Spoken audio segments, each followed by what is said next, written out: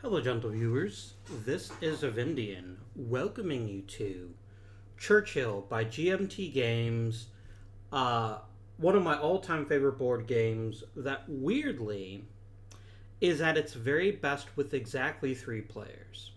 There's not too many games I can think of that are like that.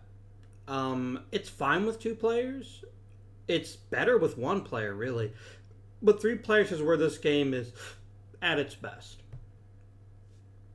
Now, what is Churchill? Well, in a couple of simple words, Churchill is about not World War II, but negotiating and strategically planning for both victory in World War II and the eventual peace at the end of the game. So we are working together, the three of us, Joseph Stalin, Winston Churchill, and Franklin Delano Roosevelt, to ensure that we triumph over Germany and Japan. But along the way, we're also trying to set the stage for our presence later on in the game. Where are the American dice? Huh. That's peculiar. I just now noticed there's no dice. Here we go. Components. Dice.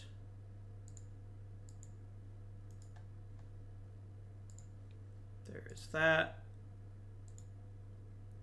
And then color tint. Blue. Color tint. Blue. I wonder if I maybe deleted them accidentally. It's very possible. Or maybe they're just somewhere else here on the board and I'm just missing them. Anyway, yeah, they're right there. I suck. Let's grab these two dice then and put them next to the US player. So the game takes place in a series of 10 conferences, represented by the conference deck here. Now, the only bit of pre-game setup that I did before I started the video is I already created the conference deck. There's actually 3 variants of every conference, so you pick one of those 3 and you put them together in a single deck in order. And this is what guides how the game does. So although there is definitely a war phase to the game, the war fighting is very simplified and very structured. It's just a matter of determining how powerful you are and then rolling to make decisions. Or to see who wins. So we have Germany up here at the top, and then we have Japan down here at the bottom. It is possible to finish the game without defeating the Axis, and if that's the case, you can still score points, but you really should look on it as a loss, and I will. If we can't make both Germany and Japan surrender, then I'm just going to say that we made a mistake and that, although there might be a winner, it won't really matter. So, how does the normal play of a game go? Well, what happens is you flip over the first card in the conference deck, and then after some initial setup, you decide which issues you're going to try to first place for discussion and then advance up the track so that you can take control of them and decide what happens. And this is just a smattering of some of the different issues that you can receive. Anywhere from strengthening your political and intelligence networks in a country to controlling where people attack to getting a little bit of production from either the British or the Americans to determining whether the British or the Americans hold leadership in a particular field. We could work on the A-bomb, we could try to open up a second front, or we could just try to deal with the global issues. And all of these things can score you points at the end of the game. These are German technology markers that you only get when Germany surrenders. And now in order to do all this, we have cards. Each of us has a deck of 21 unique cards, and each of us has our leader card. Now, as you may or may not be aware, in World War II, Franklin Delano Roosevelt dies in the middle of the war, and Harry Truman replaces him. And as you can see, Harry Truman does exist in this game. And he could very well die. Got it. We have Winston Churchill for the UK, and then we have Joseph Stalin for the Soviet Union. Right. Now, before I get started, a note of caution for you. If you decide you want to play a scam on Tabletop Simulator, the bots that let you control the other powers in a fairly simple way, GMT has asked that they not be shared online. You'll have to actually buy the board game in order to get it. I hope at some point, maybe, that Asmodee or one of the other digital game producers can make a version of this game for Steam or something like that, because I think it's the kind of game that would be perfect if they could do that. But so just know that when I'm making decisions in this game, it may not be clear why I'm making them for the other two players, but rest assured that the bots do exist, and then if you buy the board game, you can have them and enjoy them. But if you don't, then you don't. I'm also using the second edition rules. Those are available online. They don't really change much, but they do clarify, especially scoring at the end of the game. Which is, in the original first edition, not very clear. The second edition is much better, just for that purpose, if for nothing else. So every turn takes place in 3 glorious phases. We have the conference phase, the war phase, and the post-mortem phase. And within the conference, and this is where the bulk of the game happens. When we play Imperial Struggle in a couple of weeks, or a few weeks, or whatever, Imperial Struggle has a lot of phases, but most of the action takes place in one of them. Same thing is true here. Most of the game action takes place in the conference phase. And this is where we propose issues and then decide who wins each individual issue. The next thing you do is you decide how you're going to use the different issues that have been won. And finally, we determine how we do in the war, as well as place our spies and or our political parties in the colonies on the board. So this includes, for example, Siam, the Dutch East Indies, Vietnam, Cambodia, Laos, and Malaya. Things like that nature.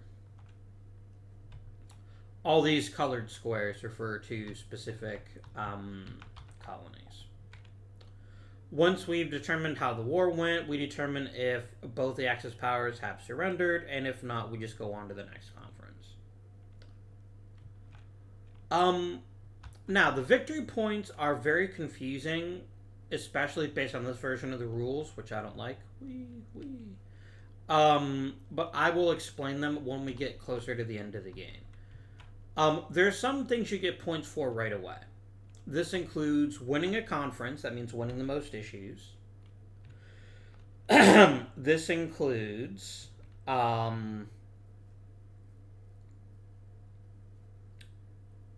when you actually defeat a particular Axis power, you get a certain number of victory points. You get victory points right away for advancing along the A-bomb track. And you can gain points at the end of the game depending on where you are relative to the other powers. And most importantly, how many countries you control. So there are several ways to get points, but most of them you won't know till the end of the game. Now, one of the things that Churchill recommends is that they give you the scoring track, but they tell you not to use it. And I actually agree with that if you're playing with 2 or 3 players. But the AI needs to know who's in the lead for the bots to work, and so actually will be tracking things correctly. using the conference display. But normally, my advice to you would be to accept that and then only bother calculating the points at the end of the game. If you have the board game at home, I think they only give you... I don't think they give you 10 conference winner tokens, so that could be a bit of an issue. You just have to make a note of it somewhere. Do you note that Germany cannot surrender? Oh, no, actually, Japan can surrender first. It's just really hard. So let's talk a little bit about the war map, and then I think we'll actually start playing the game. So you'll notice here that we have 3 front markers. Generally speaking, the Americans control the Western theater, although not always. Sorry, this remains constant. The Americans always have leadership in the Western theater. The British have it in the Mediterranean, and the Soviets have it in the East. Similarly, here there are 2 American theaters, the Central and Southwest Pacific. There's the CBI, China, Burma, India theater, and then the Far East for the Soviet Union. Now, one of the things you can compete for in the course of the game are these theater commands. And the reason why the theater commands matter, and I think they list what each one of these is it gives you bonus offensive or naval support, which is what makes it easier or harder to defeat enemies. This doesn't actually mean that only the British player makes all the decisions in Europe. It just means that the British have a little bit more power. Notice that every one of these front blocks, which is what these are called, that's British or American, has both the British Union Jack and the American Stars and Stripes. That is because, except for a couple of scenarios, if a British player scores, the American player scores too. Whereas the Soviet flags, they're always on their own. I hope that makes sense. There's one other thing I want to mention before I start playing the game. Because I think a lot of this may seem confusing right now, but then I'll start playing the game and you'll be like, oh, right, that makes absolute perfect sense. And that is, the end of the game, the person with the most points doesn't necessarily win. This is very helpfully summarized on... It's not summarized on the board, it's actually summarized on the player aid. There's actually 3 possible scenarios. And let me be honest with you, this is one of the best things that the second edition rules do, is they get rid of the silly die roll for condition 2. But basically, if both Axis powers surrender when the game ends, and it's 15 or less points, then the player with the most victory points wins. If it's not, then we follow some other procedures, and that can actually result in the person with the fewest points winning. Because our point is, well, we want to take the lead. If we get too far out in front, the other 2 powers are going to cooperate against us. Because they don't want to see us get too far ahead. Right. The last thing I haven't decided yet, but I think because it's the name of the game, is I'm going to play as Winston Churchill.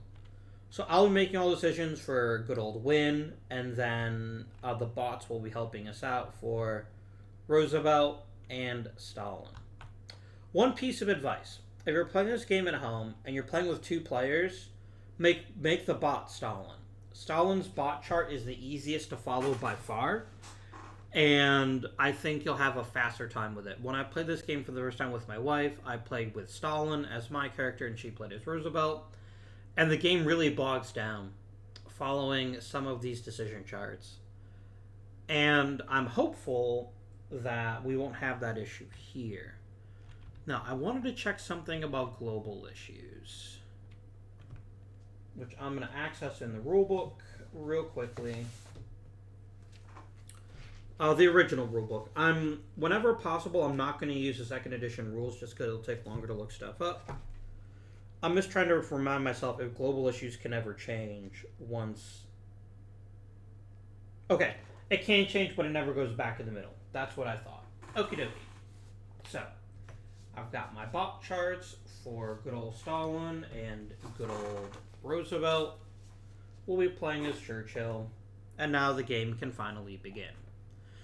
The first step in every conference is we turn over the conference card. And this will set up some initial things that we need to think about for the rest of the game.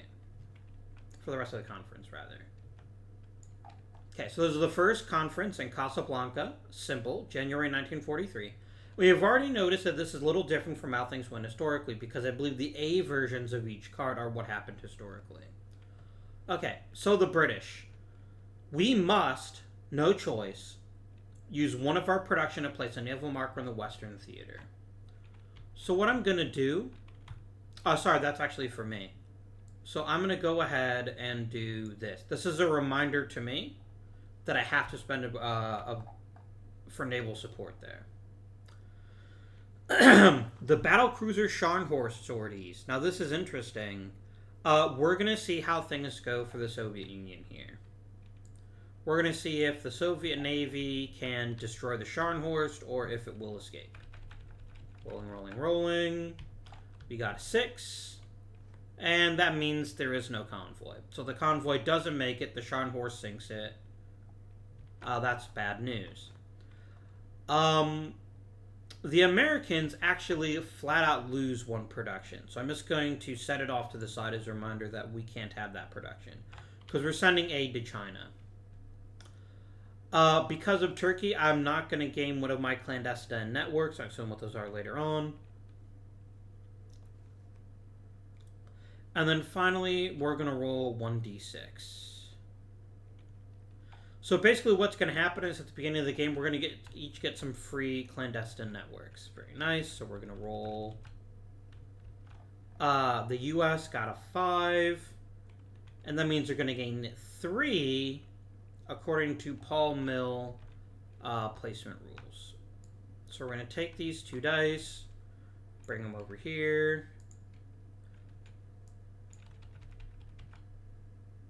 So the first one of their clandestine networks is going to be placed in, that's number 6 and number 5, the Middle East.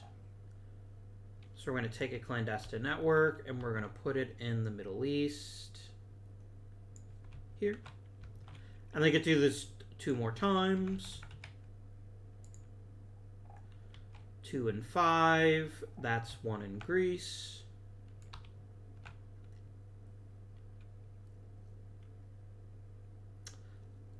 Here we go. Now, technically speaking, I think Churchill should go first in this, but I'm too lazy to look up the rule right now, and I don't think it's going to change things all that much. 1 and 4 is Denmark.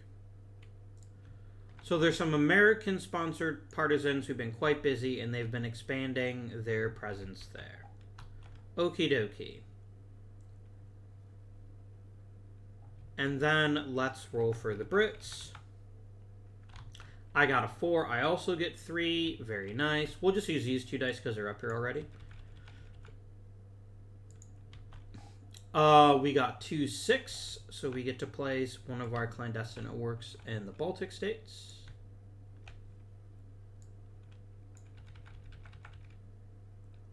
I don't know why I rolled both of those. Those weren't the ones we were rolling, so I'm going to roll these instead.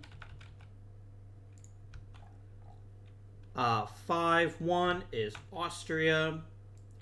We've got some agents of whatever the British Security Service at this point. I think it's MI5, but it might not be. And then we do it one more time.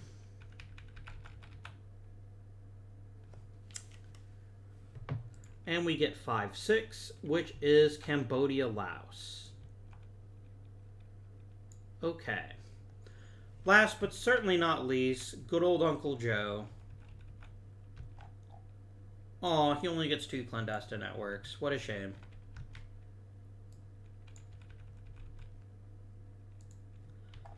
He gets 2-2. He also gets Austria. Well, that actually leads me to an interesting question. I don't think you can ever have 2 clandestine networks of different countries in there. I need to just quickly check those placement rules. Because the same person can be in there twice.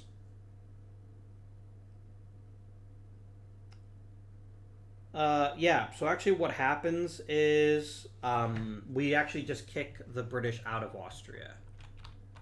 So, sorry, Brits. You thought you had the clandestine network in Austria, but the NKVD was extra busy today.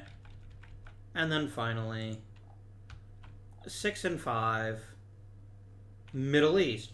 How very Stalin, where he gains nothing for his own country, but just makes lives harder for our country.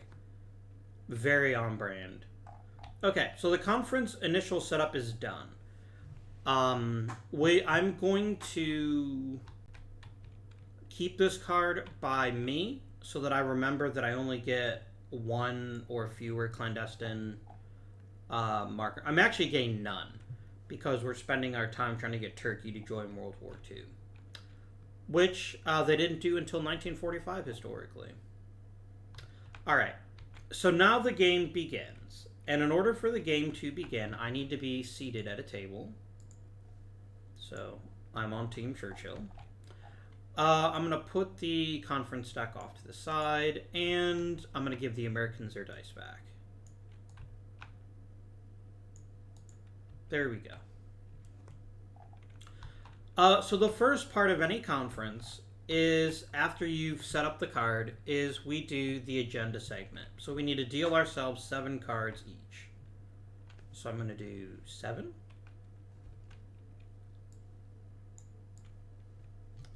And I'm going to put these on the table because I'll need them there.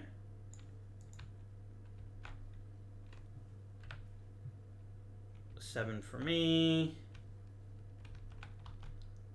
And again, don't worry, I did shuffle. I guess I lied, I did that too. Wish I could get rid of that zone, but I don't think I can, so I guess I'll just put my cards there. And then 7 for Stalin.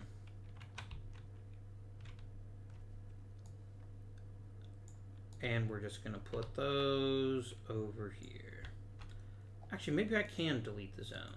Oh, no, I can't. I think it's just permanent. So, each of these staff cards gives us a special ability when doing specific things.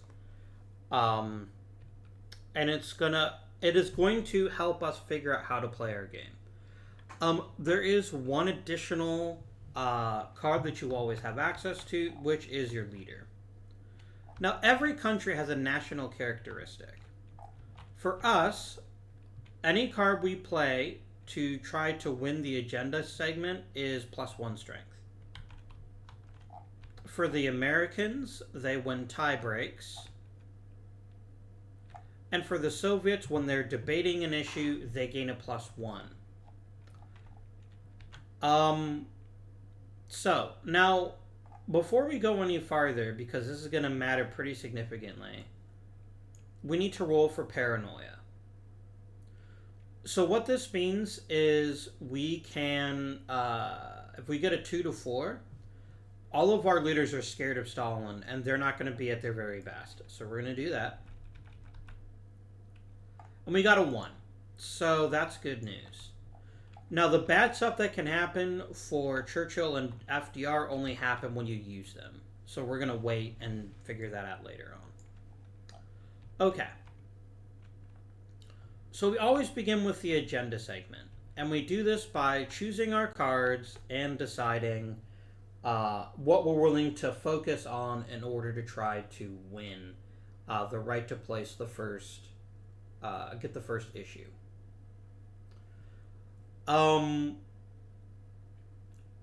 So there's a couple of things I want to explain about each of these issues before I talk about which ones we might want to focus on. The second front and the declares war on Japan are what are called conditional issues.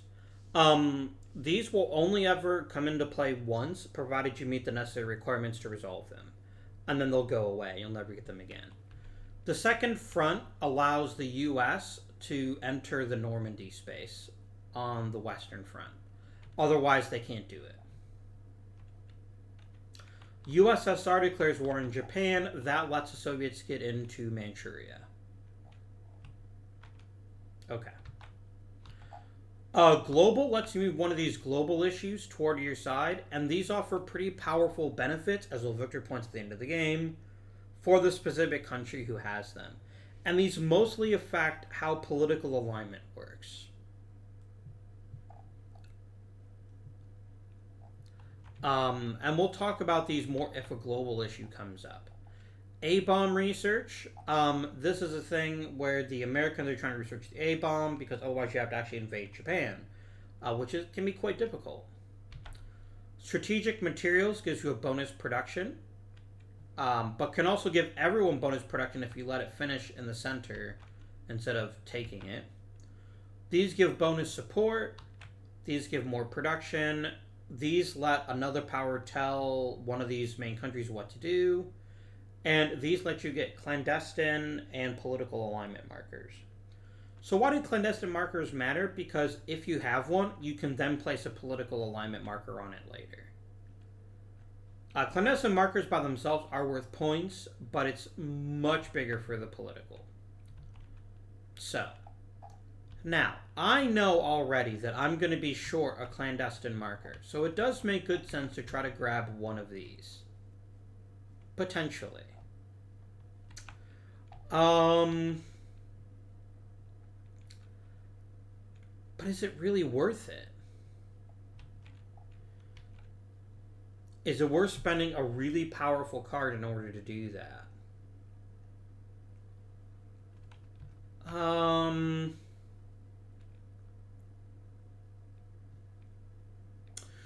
You know what? It actually makes sense to use Lord Beaverbrook, because he is only powerful when Churchill is active. And that's 6 points, and I don't think anyone can top that for theirs. So that's what we're going to do. We're going to, for the agenda segment, we're going to tell Lord Beaverbrook, we want you to go out there and make a decision for us. And let me just check the job aid and see if I also have to put the issue there, or if I can do that later. You just reveal the... Yeah, there we go. Okay. So I'm going to take Lord Beaverbrook, I'm going to put him right here. In a multiplayer game, you're obviously going to keep the cards hidden until you flip them, but I already know what's going to happen. Alright. So the next thing we're going to do is we're going to get the bots involved. Beep fucking beep. So for the agenda segment, our rules say roll 1d6.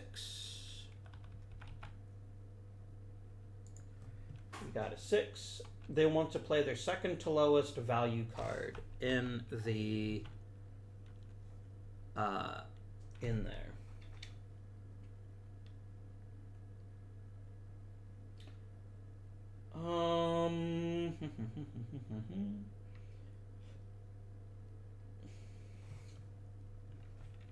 We have 2 that are each worth 1. So I'm going to roll another die. 1 to 3, it's going to be Big Bill Leahy. 4 to 6, it's going to be Ernie King. So we're going to spend Ernie King. And I'm going to flip that card. I'm going to leave this card right on top of FDI. That's what they're spending. Notice the Chief of Staff card. The Chief of Staff card, whenever we play it, we have to roll a die. So we don't know how powerful George Marshall would be. Then we come down to the Soviets. And for the Soviets, I also roll a single die.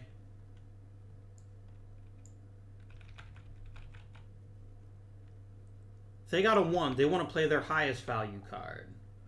Well, we've got 2 choices, which is Nikolai Voronov and Anastas Mikoyan. So 1 for 3 for Mr. Voronov, 4 for 6 for Mikoyan. And it's Mikoyan. Okay.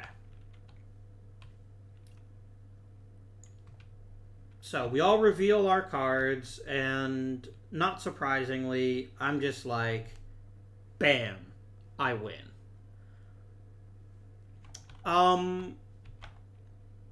And what this means is, not only do I get to claim an issue, but it's going to start pretty far on my track. Because there's a difference between the highest and the lowest. So I'm going to pick one issue. And what matters most to me? Now, as the UK, I want the second front to open later, because I actually get victory points if I'm well advanced into Italy before we get to D-Day.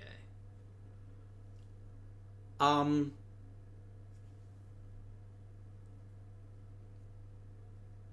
would I like to do more than anything here? I mean, I'm already going to lose a clandestine network, so there's a lot of incentive to put that in the middle.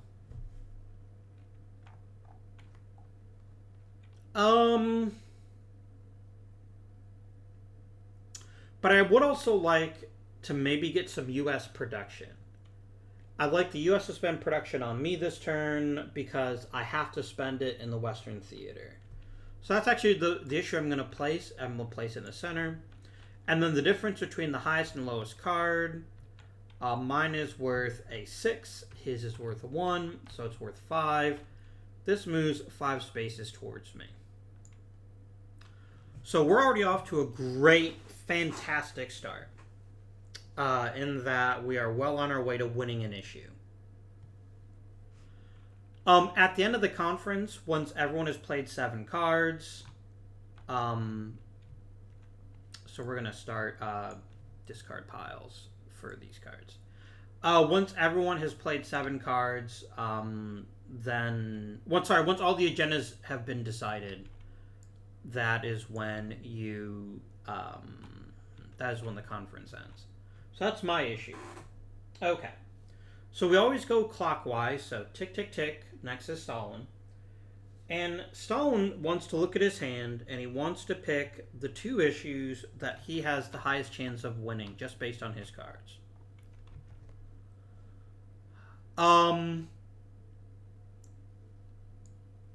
He has a really powerful card for strength.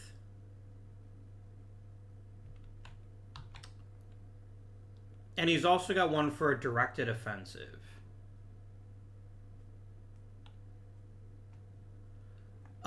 So he's going to go ahead and pick directed offensive. Does he want US, UK, or Soviet? I'm going to roll a die.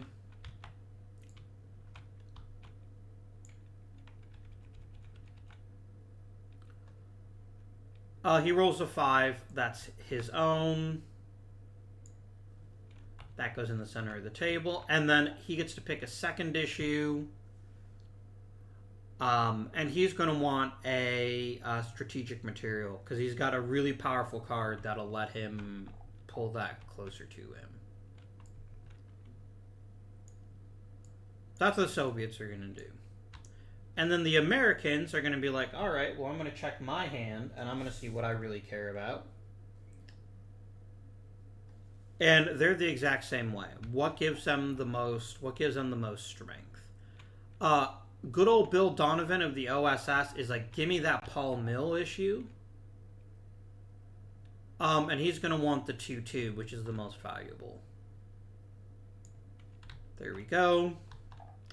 And what else does he have a really strong hand at? He's probably going to want U.S. production. Oh, no, wait. What is Frances Perkins? Yeah, if it's a U.S. production issue, she gets +1 strength. So she's also wants a U.S. production issue. And then finally, we come back around to me, and I get to pick 2 issues.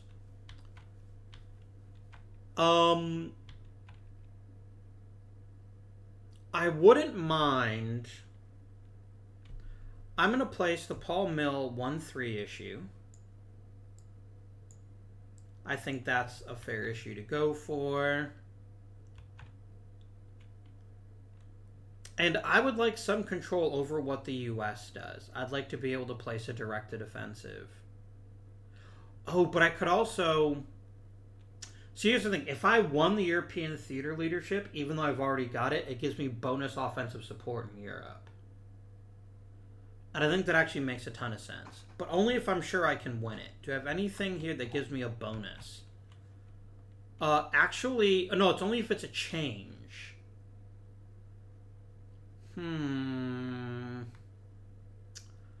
I've got a really good card for A-bomb research. Let's do it. Let's get an A-bomb. Alright, so these are the issues that we're debating in this conference. And then the only thing I'm not sure of is the order. Clockwise from the winner. We've done that.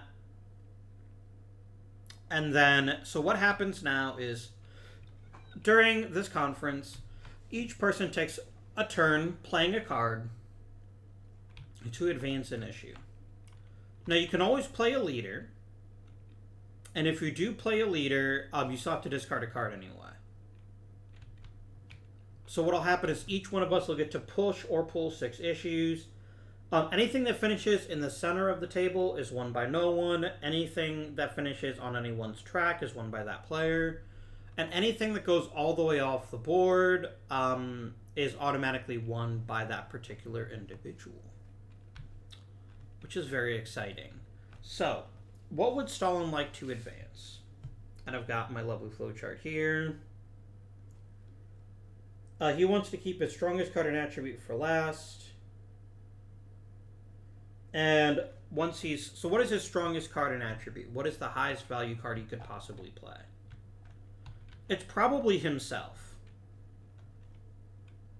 No, actually, yeah, it's 7. But he's got an ace in the hole, which is a pretty strong one. That's worth a 4. Can we beat a 4?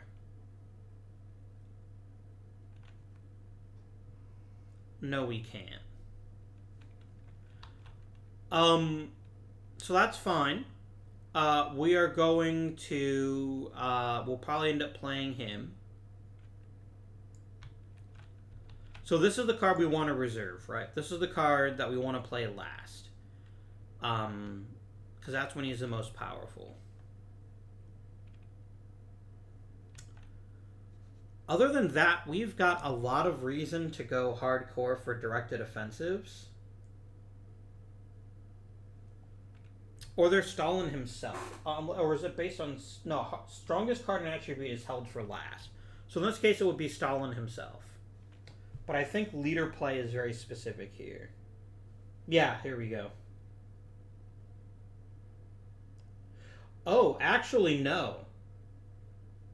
Stalin is going to stare right at that A-bomb issue. And he's going to be like, I would like that, please. So yeah, he's going to go... I'm going to play myself. I'm going to get rid of the weakest card, which I think is always the Chief of Staff if it's an option. No, it's actually just whoever's the crappiest card. Which is honestly, I'm going to say it's Vatutin. So we're going to discard him. And I'm going to play Uncle Joe. So, what I do is I am going to move this to inactive. He has used his power. And he's going to go boop. And this would ordinarily make him have won the issue already. But the other leaders get a chance to debate.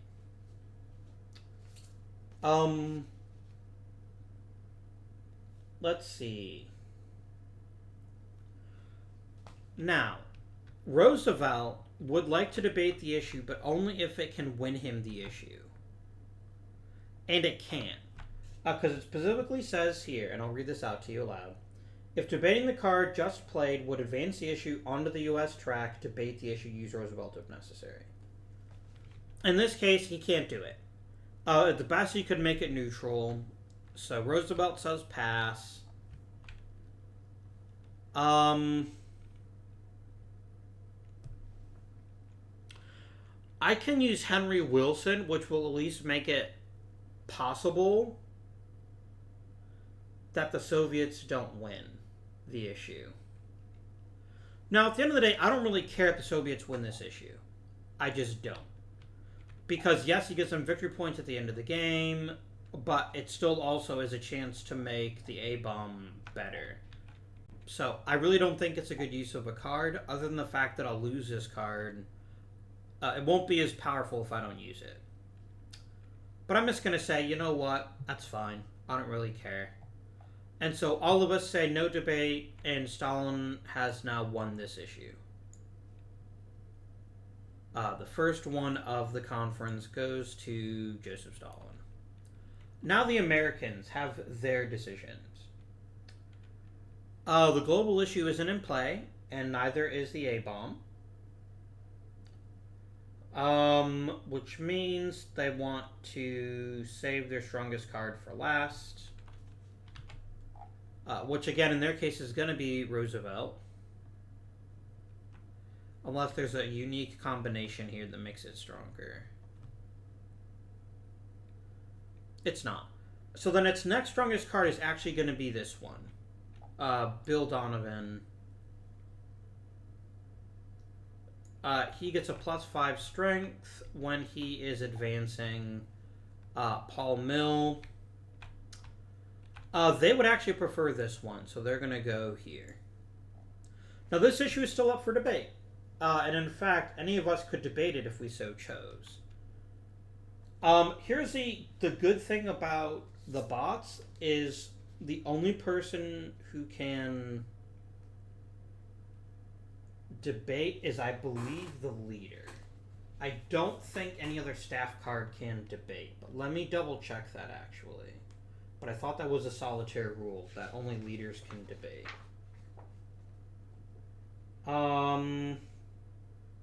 Maybe that's not true. I guess it's not true. Okay.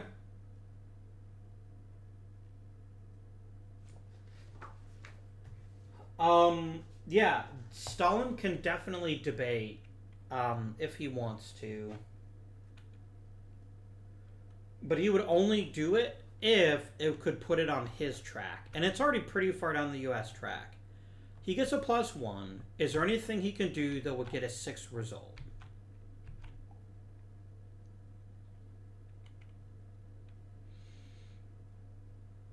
The only even slight possibility to manage this... Oh, I'm gonna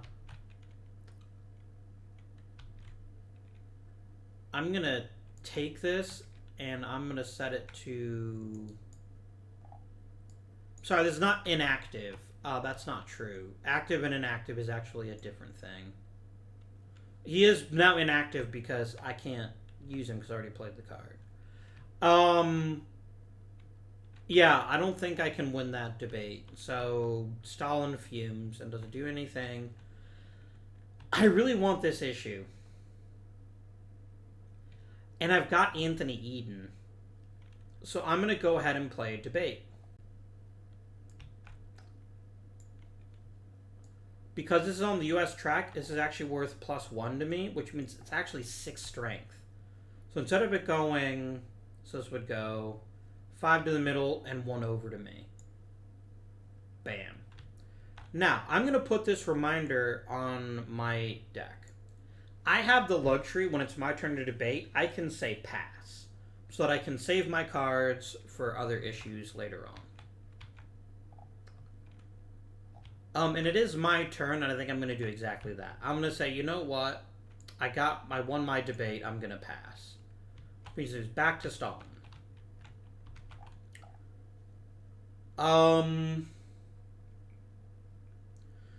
The next strongest card is Voronov. And if he uses it on a directed offensive, he gets to put free support. So he's going to do that. And I automatically get 1 free offensive support. And where are those silly markers? Here they are. And the Eastern Theater, which is excellent. That's very good news. All right. Is anyone going to bother debating that? I certainly wouldn't. Also, I can't because I just debated an issue. You can't debate 2 issues in a row. And Roosevelt doesn't give a crap about it.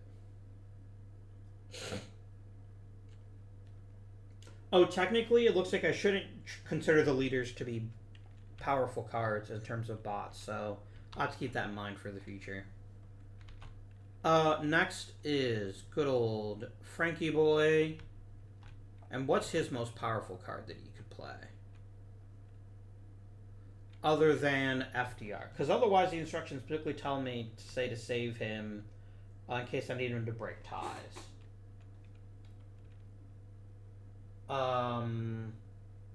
Unless I can use it for the global or the A-bomb, and I can't do either of those things. So, c'est la vie. Then it would probably be Frances Perkins would be the best choice. Because she would be a 5. And it would this would make it real likely that we get to keep our production. So she's going to do that. Frances Perkins, Secretary of Labor, is all like, yeah, I would like to win that issue, please. Back to me. None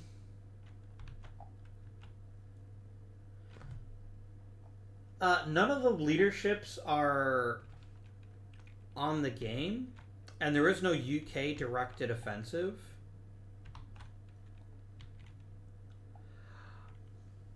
I could use Sir John Dill to try to pull production closer to the center and then maybe grab it later. But there's also this Paul Mill issue that's just hanging out here. And I kind of like that. So I'm going to go ahead and play Henry Wemyss. And I'm going to pull this Paul Mill issue 1, 2, 3. This is a bit of a gamble. This issue could easily be won by someone else. Back to Stalin. Remember, this is the one I'm wanting to save. Oh shoot, was I meant to save Perkins? I think I was, so I apologize. You know what? That's too bad. I'm not going to retcon the move. I just have to remember to do it later on.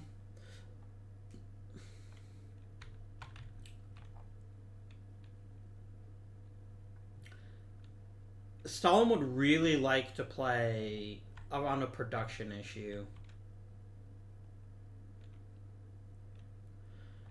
The thing is, he can't really get either of them to his side of the board.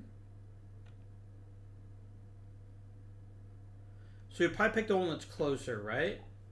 So he's going to go Nikolai Vosniewski, and he's going to go 1, 2, 3.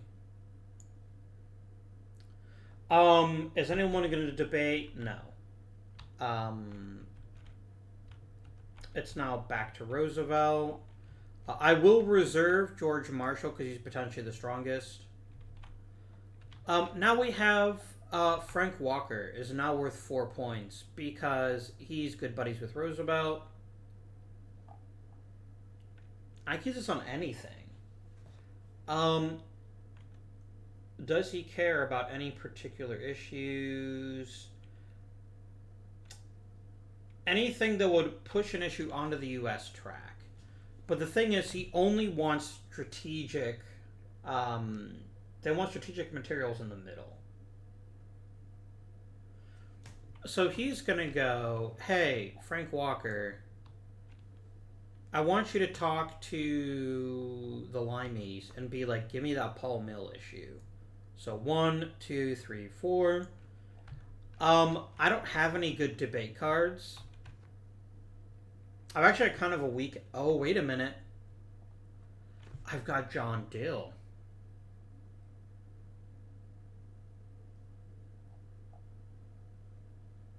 But there is the risk that I could lose him. And is one Paul Mill issue this early in the game that important to me? I don't think it is. So I'm going to say, you know what, you've won this round. Curse you, American scum. And then it comes back around to me. Now, I do have Churchill, but if I use him, he could have a heart attack, and then I lose him during the next conference, which wouldn't be great. But I gotta keep Churchy Boy in my back pocket in case something really important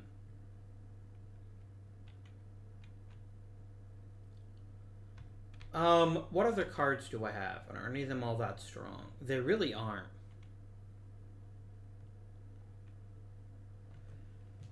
Like, so let's talk about one of the strategies. Um, you always end up discarding all 7 cards. That'll never change.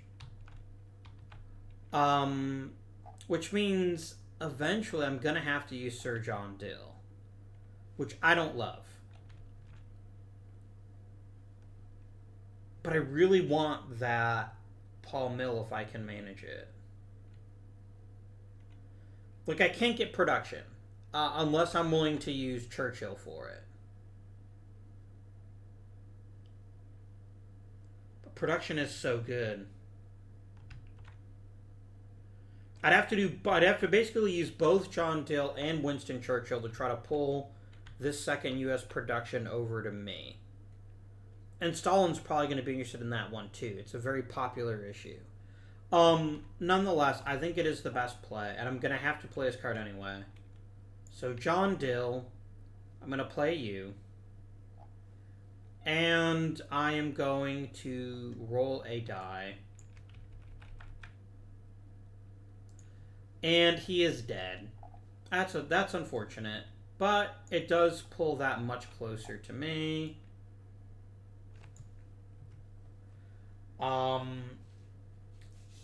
Is Rosie going to debate this? Yes, it would actually. No, it won't because it's already on the U.S. track. So he doesn't care about that.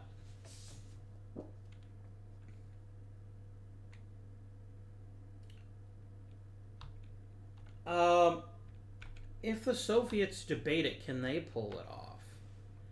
They might be able to. It depends entirely on how Zhukov rolls. And wouldn't that be a coup for the Soviets?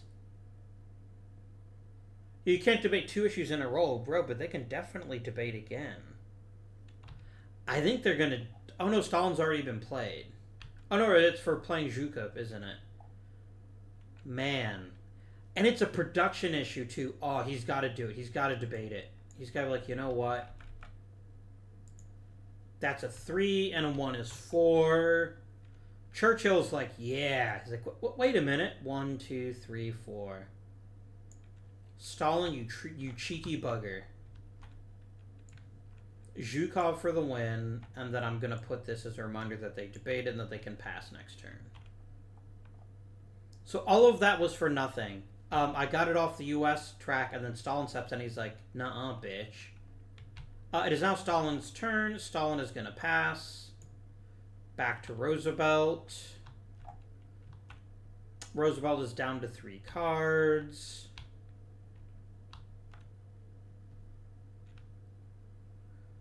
What would he like to do?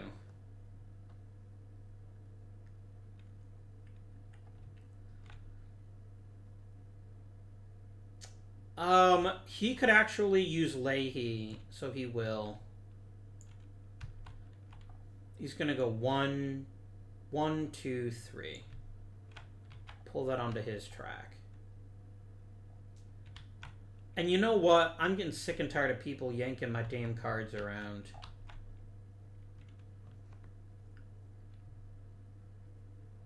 I don't want to lose him during the next conference. I don't care that much about it, but I'm really tired of people picking on poor Winston. I'm going to go ahead and use Andrew Cunningham. I'm going to say, nope, 1, 2, please, and then it's back on my track.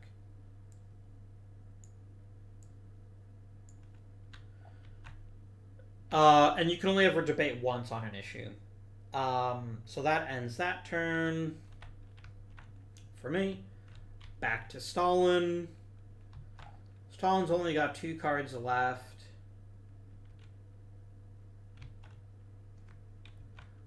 He's going to go ahead and play Zhigirov. Probably Zhigirov. On this directed offensive, because then we get another free support in the Eastern Theater? Oh, the Far Eastern Theater. That's fine.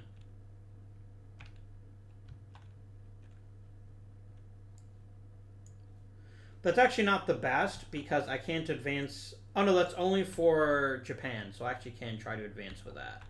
Fine. Um, Stalin is done. No one's gonna argue that with him. The Americans are up next.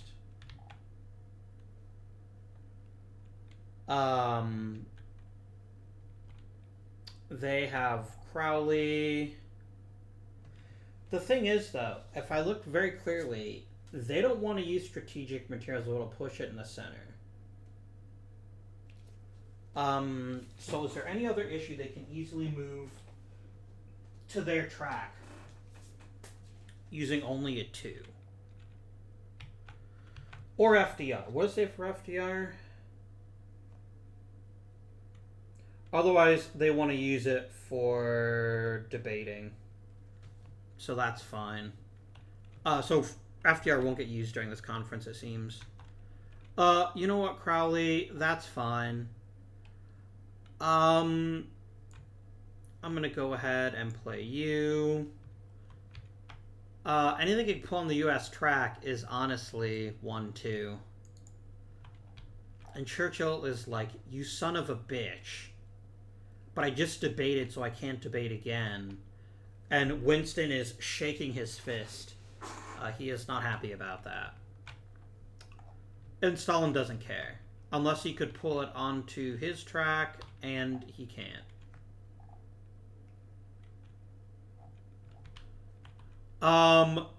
Back to me.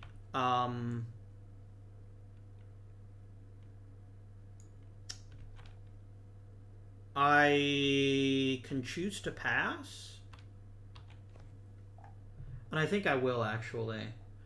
Because what's going to happen is they're going to run out of cards before I do. And that means I can use to sneak things onto the UK track at the very end. Right now, this has not been a great conference for us. We're only in a position to win 1 issue. Which I don't love, but it's whatever. Stalin is going to play his last card. It's Malyankov. It could be a really powerful card, but it turned out that strategic materials never actually left.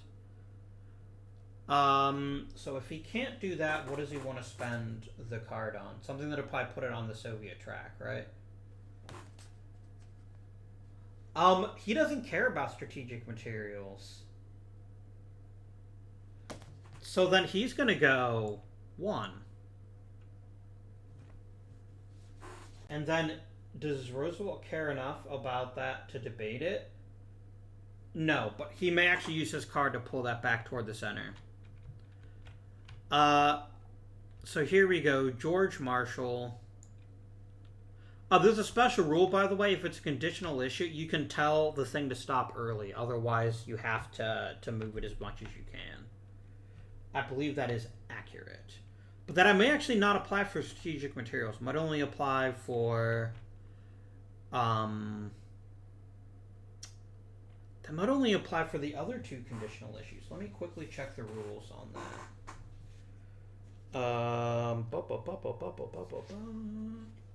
Because it specifically apply. I know it applies to Second Front and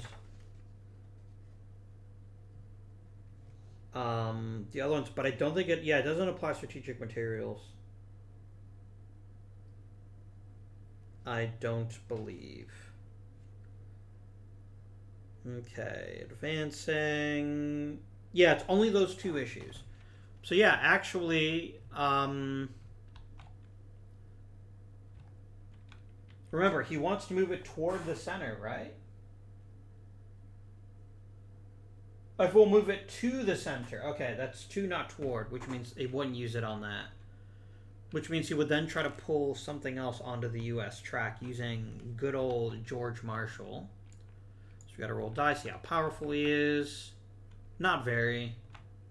Which means actually nothing he can pull there, so he's actually going to do this. He's going to go, that goes in the middle. And Stalin's not happy about that, but he can't do anything about it. So, I now get 2 turns in a row. Passing and debating at the right time has really given us a bit of a chance. I'm going to play Sir Henry Wilson. And I'm going to pull this to my track, and I think I want the strategic materials issue too. Like, the strategic materials issue benefits everybody if it's in the center, but I think it only benefits a specific player if you pull it all the way, if you capture the issue. This actually might be on the player aid. It might actually explain what each of the specific issues does. But I think that's correct for the strategic materials. It's not here. Don't worry, it is in the rulebook.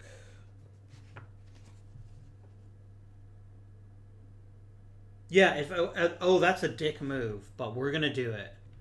And I'm gonna play my last card, Lewis Mountbatten. He's only worth 1 point, but it's enough to pull this over to my side.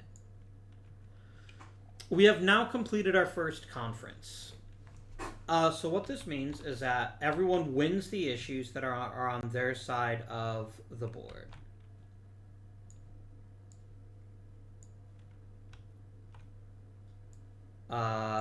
You get that, and we get both of these. Now, we need to go into tiebreaker procedures already, because both the British and the Soviets won 3 issues. And you get a victory point bonus. So they can decide to use an active leader to break the tie.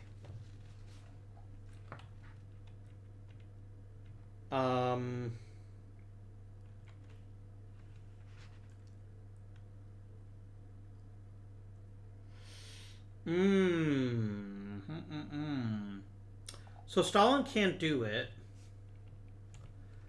And I don't think that the AI would ever use a tiebreaker for that purpose.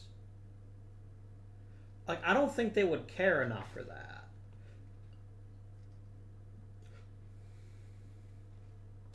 Yeah, they wouldn't.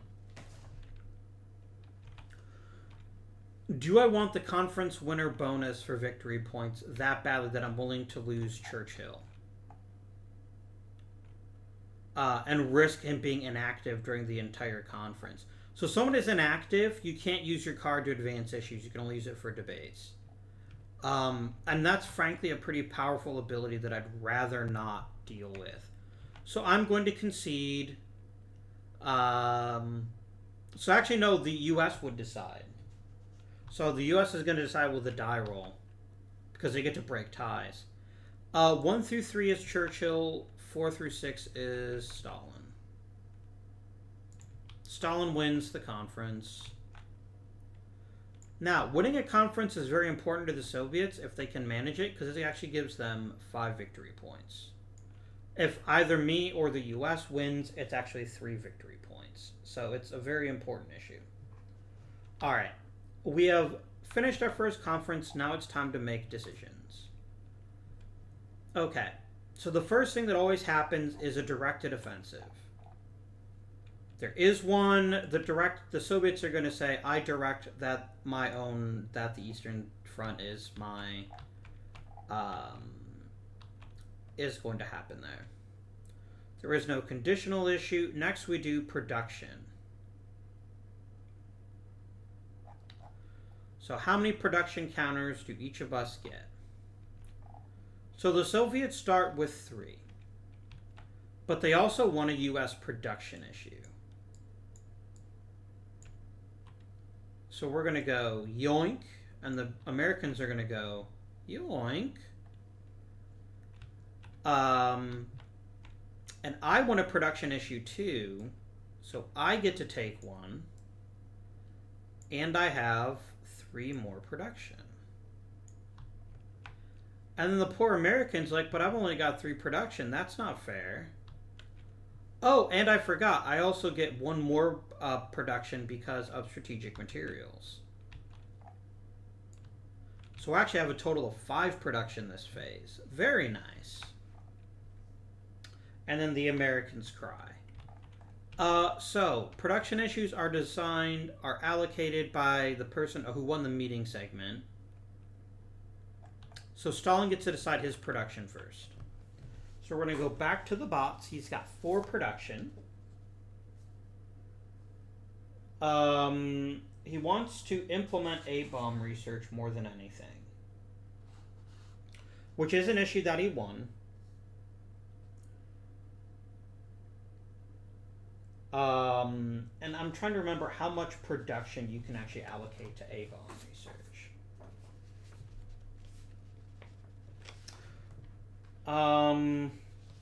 Wait, don't we do A-bomb first? No, the roll is made at the end, but we decide the allocation now. First of all, he's actually guaranteed for this to move because he won the issue. So that means that even though the Americans haven't actually done any research yet, the Soviets just automatically move it, even if it fails. I believe that is accurate when it comes to the A-bomb issue. That it just automatically activates regardless of whether...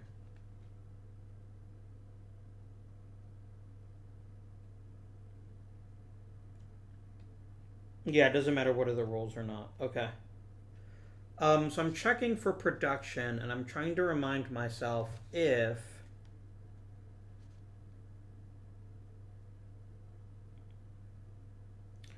Let's see, it's 6.10...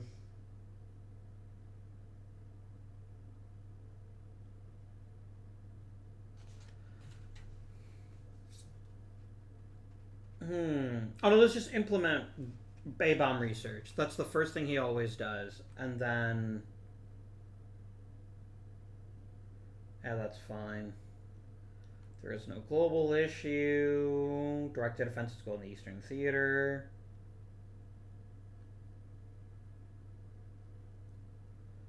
They want to resource a Paul Mill issue, but they don't have one, so they're going to spend all of their production on the Eastern Front. And I think it's one production per one offensive support. I believe that is accurate. They could also use it for naval support, but their rules are pretty strict. They want it all on the Eastern Front until they win, until we win in the Axis.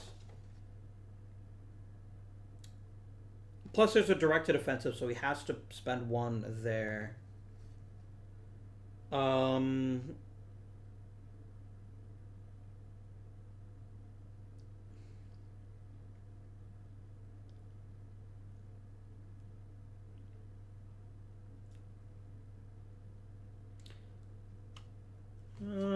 Why are you not telling me? I'm sure it's in here. Sorry, guys. I will get to this very quickly indeed.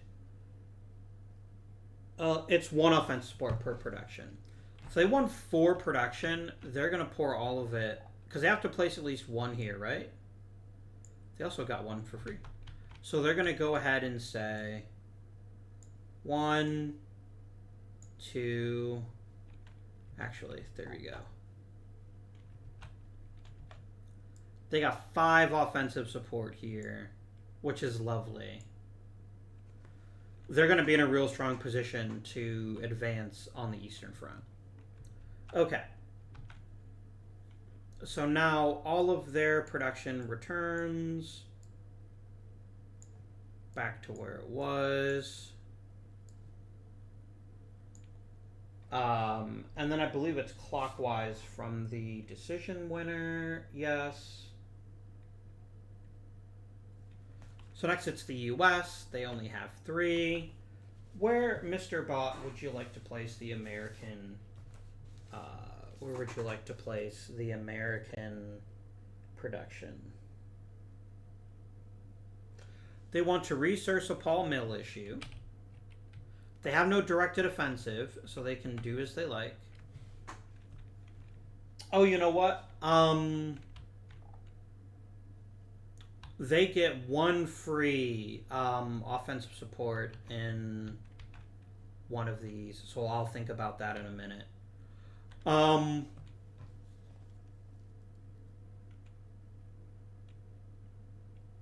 So the first thing they want to do is they want to research a Paul Mill issue. They can do that, so we're going to go there. They're going to get 1 free offensive support. Is it offensive or naval or just offensive for their production issue? for theater leadership. It's one of their choice. Where would they like to allocate it?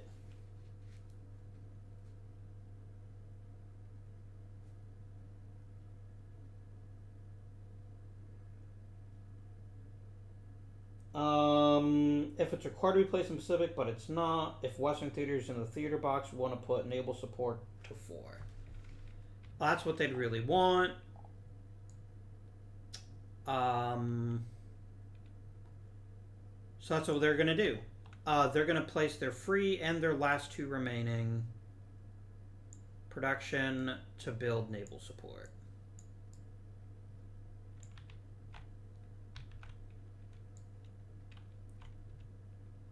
So they have 3 naval support in the Western theater box. Which means they'll now be able to move forward as they need to. Then finally, I get to choose. And I get to pick whatever I want to. And I've got a lot of production. Now, one of these has to be spent on Western support, on support in the Western theater. And there's actually one of them that I started the game with. So I just took it and I put it in there. And I'm going to say fine. Let's put some offensive support there. Because you always got to spend the mandated stuff first. So we're going to put some offensive support in the Western theater. Now, I would very much like to speed along in Italy. Because if I can get to Italy, if I can get to Rome before they make it to D-Day, I can gain two victory points. That would be a very good thing for us. I am going to spend my strategic materials to resource my Paul Mill issue. I definitely want that. But this gives me 4 more production to spend any way I like. So I'm going to go... I'm going to turn this into a 3. And then I'm going to play... Oh, no, actually, I don't need to do that. I only need it for an amphibious base. And unless I get really lucky, I'm not going to get a breakthrough. So instead, I'm going to spend 4 production here in Europe. On the Mediterranean theater. Okay. All of our production has been allocated. We're going to put everything back where it was. And then I'm going to put all the... Oh no, we're actually not done with all the issues. Done the production. So I'm just going to make a new stack.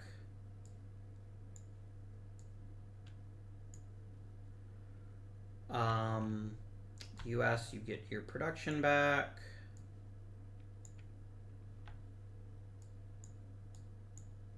There's not normally 6 US production, is there? I thought the normal US production was only 5.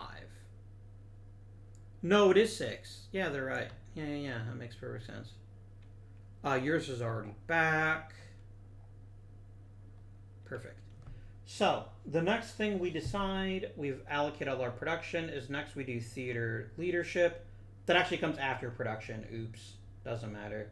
No one won it.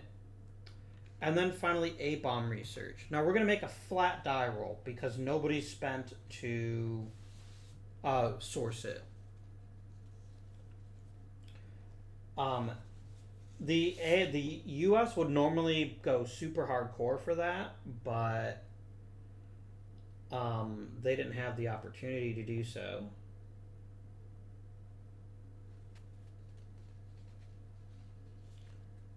Will they ever use production for A-bomb research? They'll only start spending production on it later on. Okay. That's fine. So we're going to go ahead and roll a single die. I think since the Soviets won the issue, we should use a Soviet die. I think that's appropriate. And then I just need to remind myself what my target is. 4 to 6.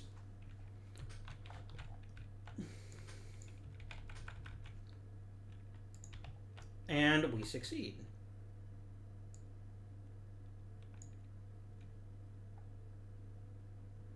Okay. The Soviets have won another 3 victory points.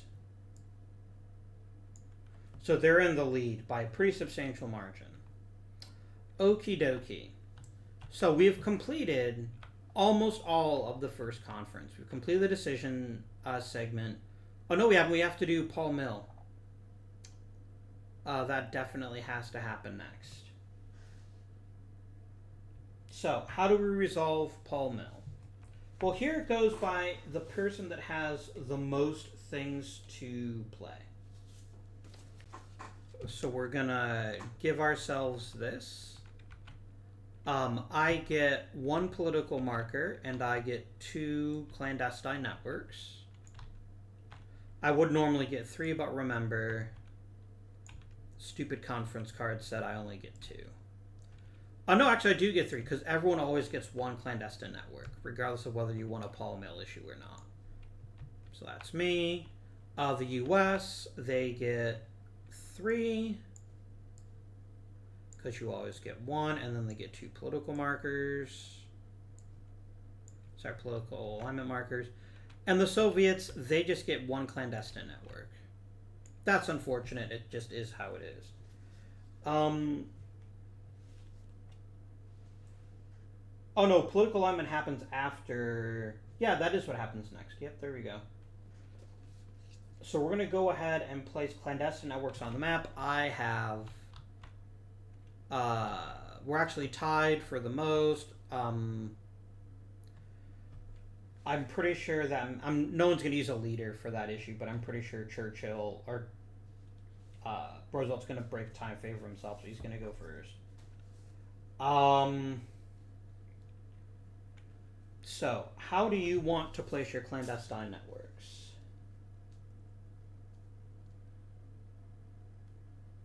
If there is a political line marker with an opponent's clandestine network, isn't there? There's no political line with no clandestine network, that's there. So then we're going to place it randomly. Oh, we only do it once randomly. Yeah. That's how it wants to do it. Because right now there are no political markers out, so those first ones don't even apply. So it's going to use the Paul Mill table. We're going to do it 3 times. Now you can have up to 2 clandestine networks in an area. And there's reasons for doing that, but it looks like the AI won't. Maybe. No, I guess they would place 2. Okay. If we got 2 that were the same. So the Netherlands... sorry, this would be 2, 5. They get to place a clandestine network in Greece. So they now have 2 there. There can never be a 3rd, but someone can kick them out.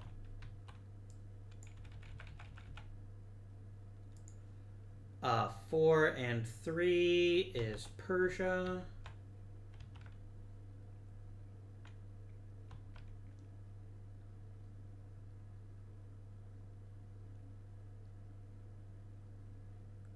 Place on colony spaces.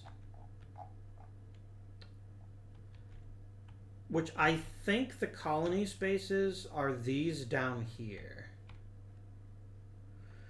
Let me see if that is specified anywhere, what a colony space is. Because I'm pretty sure it's just the ones in the Pacific Theater are considered colonies, rather than... Let me see here. Yep, the colonies are the ones in the Western Theater. These are the colonies. So we can never place a political marker there, but we can definitely play either there. And right now, you can't place anything connected directly to the Eastern or Western or Eastern Front tracks.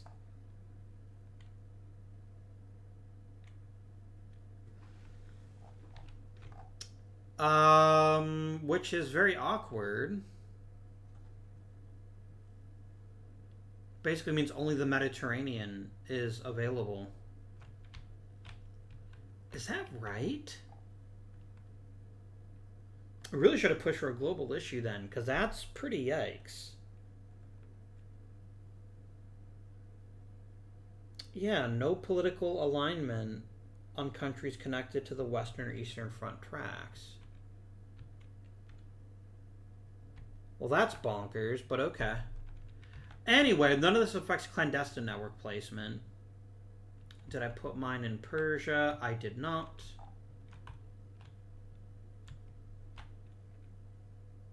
There we go. And 6 and 4. That's 6 and 4 is Vietnam.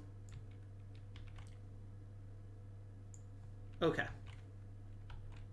I have the next most. I get to pick where they go. I don't have to roll.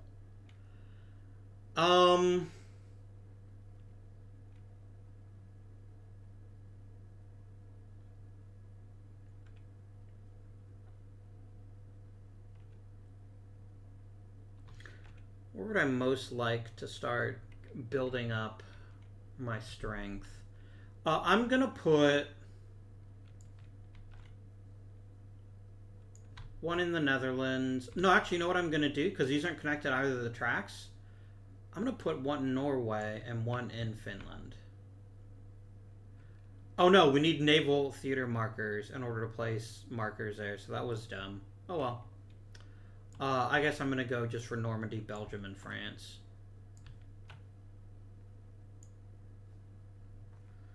And then the Soviets, they just get one, and I guess where would they place theirs if they've only got one?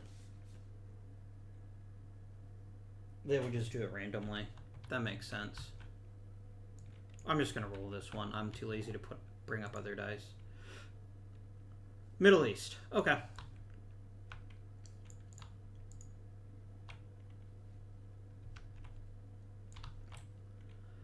Now here's what's mega awkward. No one can actually play political control. Because of our restrictions here. This says nothing connected to the Western or Eastern Front track, and this has no colonies. So yeah, Paul Mill was maybe not the track I should have gone down. I should have paid more attention to the global issues. Oh well. So we basically get nothing for our political markers, except sadness. But getting the clandestine networks was still pretty valuable and good. So now it is time to determine the war. And we need to first place the Axis reserves. Now we're going to use these charts on the board because I think this is actually pretty easy. Okay. So, no one is entering Germany. That's fine. One German army is going to be in the Don River. Because the entry space here is actually going to be the Don River. That's where I'm going to want to go. Oh, the US has not exited the Western Theater box. Oh, poop.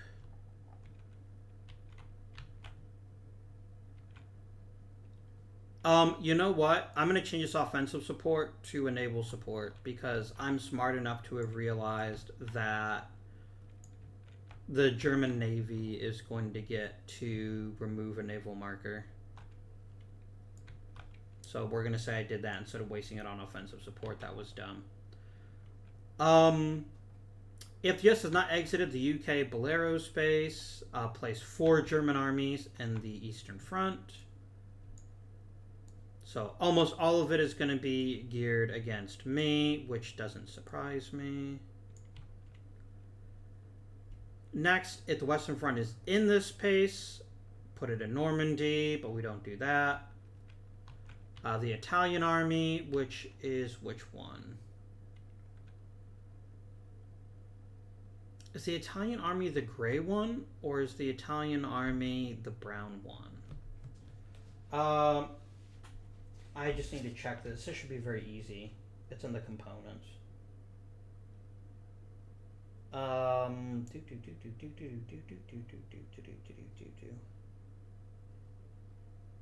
on, game. Here we go. The brown is for the Italian army. Got it.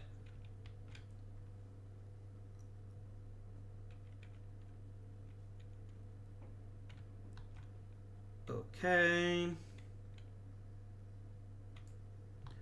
And it's going to go to North Africa because it wants to oppose the Brits. And then the remaining armies are randomly distributed. The Navy doesn't actually get involved unless something specific says that it does. All right.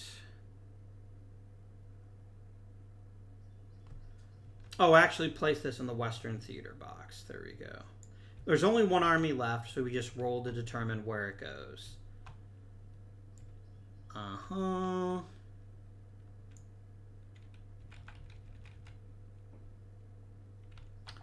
That is a 5. So it's going to be in the Mediterranean. The Germans send some help to North Africa. So the German army has been placed. Now we do the same for the Japanese army. No one's trying to enter B-29 space.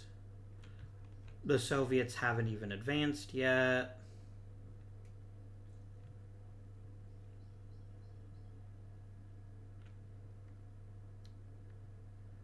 So we're going to roll a 6-sided die, and if we get a 1 to 2...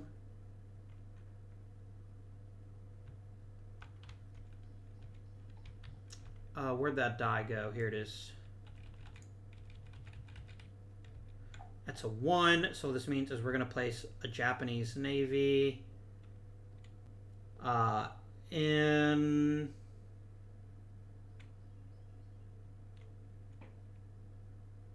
any front trying to enter an amphibious entry space and remove a marker.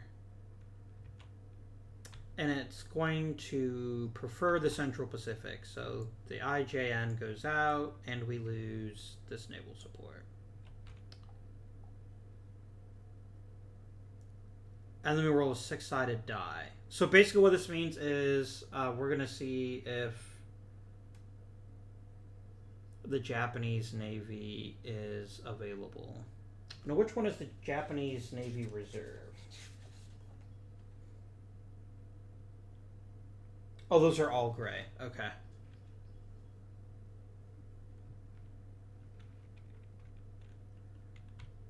Okay. So the Japanese Navy sortied out. They defeated us in the Marshall Islands. I roll again. And we got a 1, so it actually sinks the Japanese Naval Reserve. So basically what happens is they come out, they defeat us in a battle, but we counterpunch, and they are removed. So we don't have to worry about that. And then all remaining armies are randomly distributed. So we're going to roll the die, and there's 4 of them. That's a 3, so it goes in the Southwest Pacific.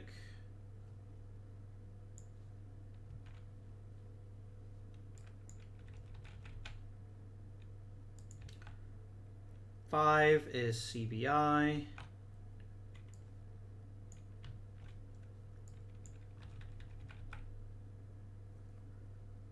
One is Central Pacific.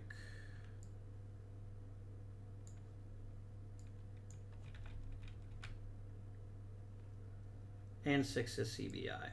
Okay.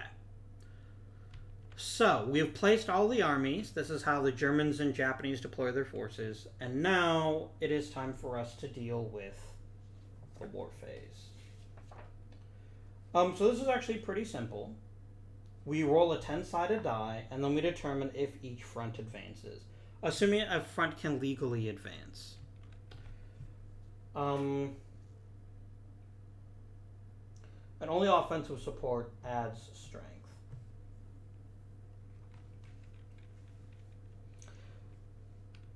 So it needs to be less than or equal to the front's modified strength. So the front marker itself is worth 2.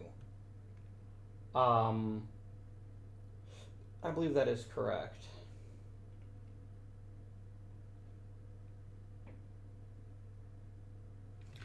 Okay, so we're going to start in the Western Theater. This is just a flat 2. We have to get a 1 or a 2, or otherwise we don't advance. because we don't have any offensive support here. We spent all of our resources to source the Navy. We got a 7, so we failed to advance here. Moving over to the Soviets. This is going to be quite the nightmare. Oh, and then is there a modifier? Equal to the front's modified strength.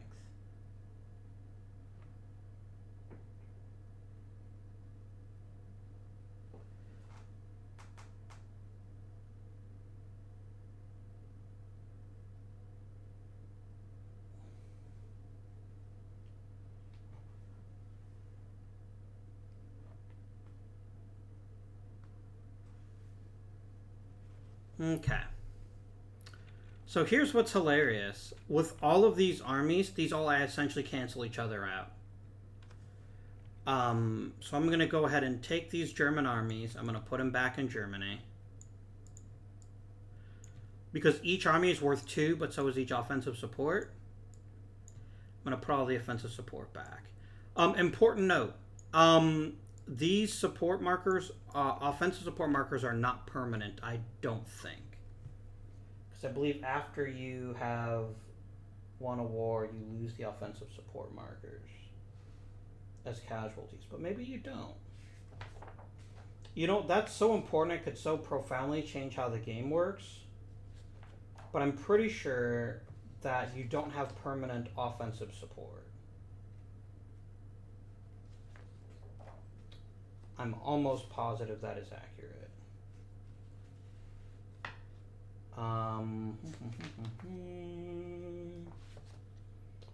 Actually, here, if we look at the offensive support, rule 6.5. All I'm curious about is what happens after you satisfy the military. Is there a step where you just remove the old support markers?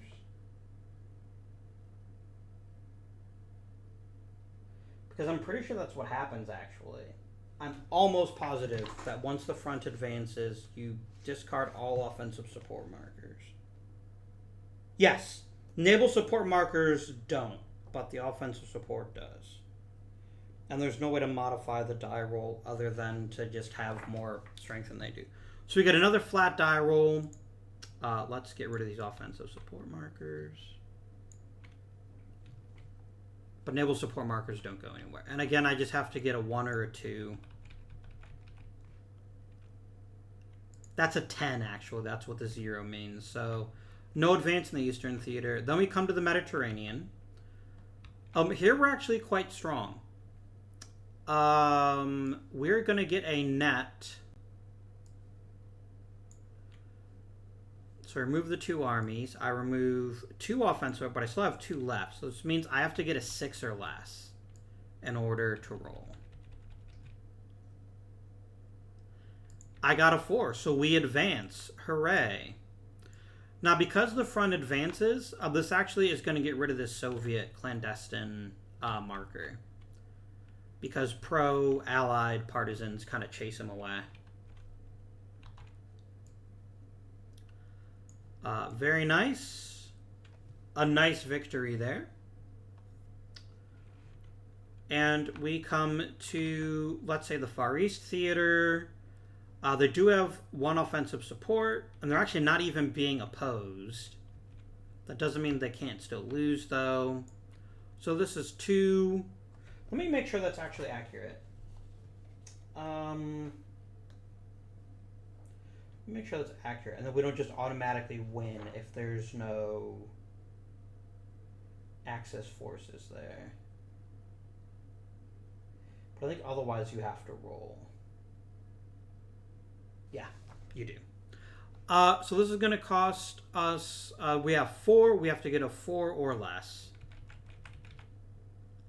And we don't. China, Burma, India Theater. It is actually not possible. Our modified strength is less than 0, because it would be 2, but we lose 4, so we don't even try. That front cannot advance. I also cannot advance in the Central Pacific because I don't have enough. I don't have enough naval power. But I can attempt to advance in the Southwest Pacific. Unfortunately, I can only advance. No, it's 0. Yeah, because it's 2v2. They cancel each other out. If it's 0 or less, we don't even try. So, not a great turn. Only one front actually advanced. We're going to need to work more on that in the next conference. But that's exactly what we're going to do now. So what we're going to do to finish this up is we're going to take all of these markers and put them back where they belong.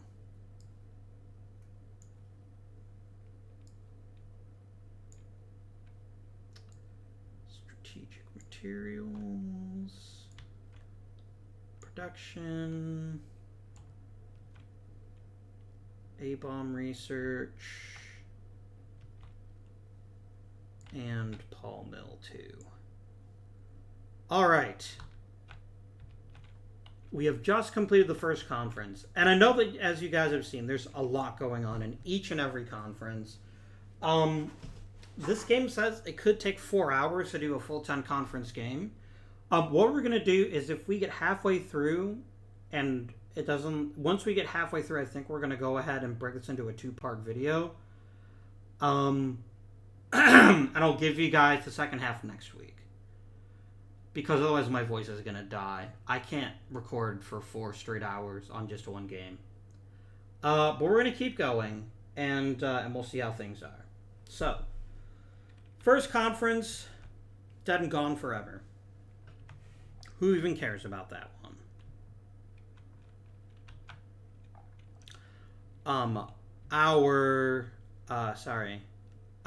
Any leaders are now back in play. I don't think that means they automatically are considered inactive, though. I am 99% sure that the only thing that makes leaders inactive is certain specific events in the game.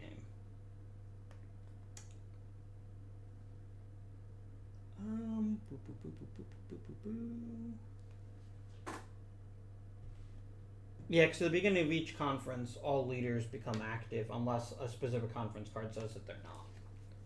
Okay. Let us now go, friends and neighbors, to the second conference. It's in Washington, D.C., and it is called Trident. Bolero build-up. I must use 1 production in the Western Theater. Fine. Oh, the German Navy goes home.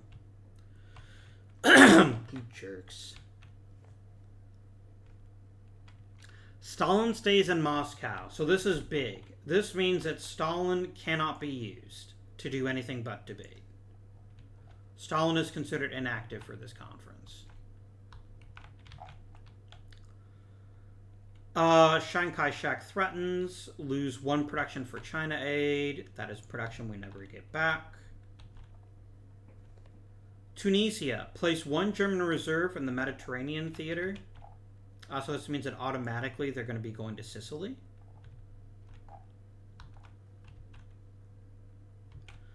An increased partisan activity, and we're going to be rolling to play some more clandestine networks. Or remove them, as the case may be. So we're going to go... How do I roll both of them? 6 is 3.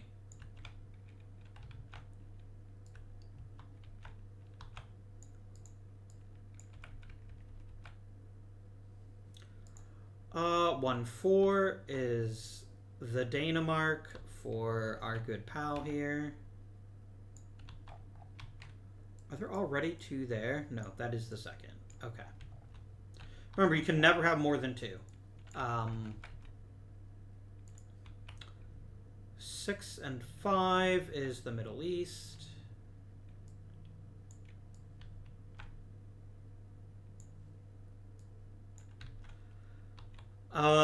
And last but certainly not least, 3 and 1 is Poland.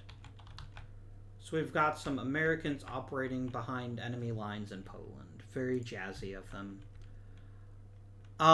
Next it'll be Churchill. I'm just going to roll one die to determine how many I get. That's a 1, so I only get 2. 6 and 5 is the Middle East. Because the Americans already have one in the Middle East, I just removed theirs. A bit of a tiff between the OSS and MI5.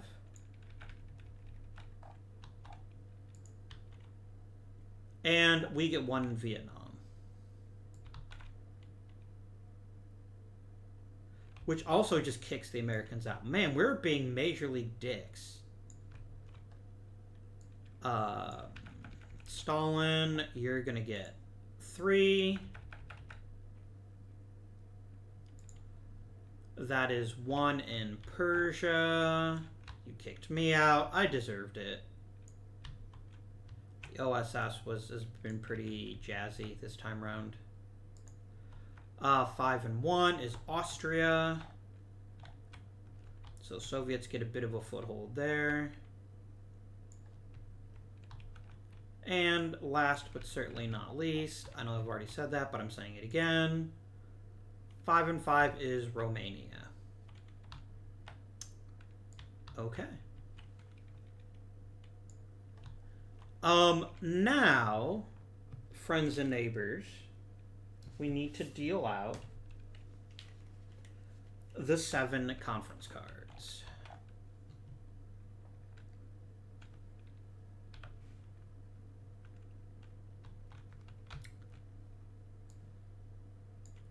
And I have to remember, I cannot include a leader in my calculations.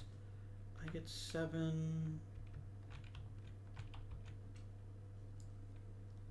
I'm bound to have a better hand this time. My hand last turn was not so great.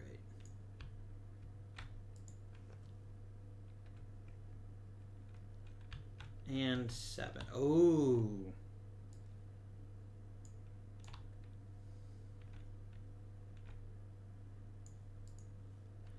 This is unfortunate. Voroshilov could be a major league monster, but he can't be. So, c'est la vie. I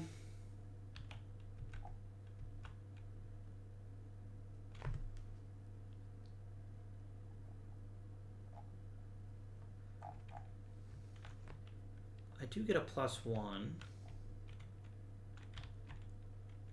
I have a number of interesting options here for people to play. Now, if I remember, when you play them for the agenda, you don't get the bonus that's on the card. I think you just lose out on it, so that's another thing to consider. I don't think you get any bonuses from, like, special abilities here. Yeah.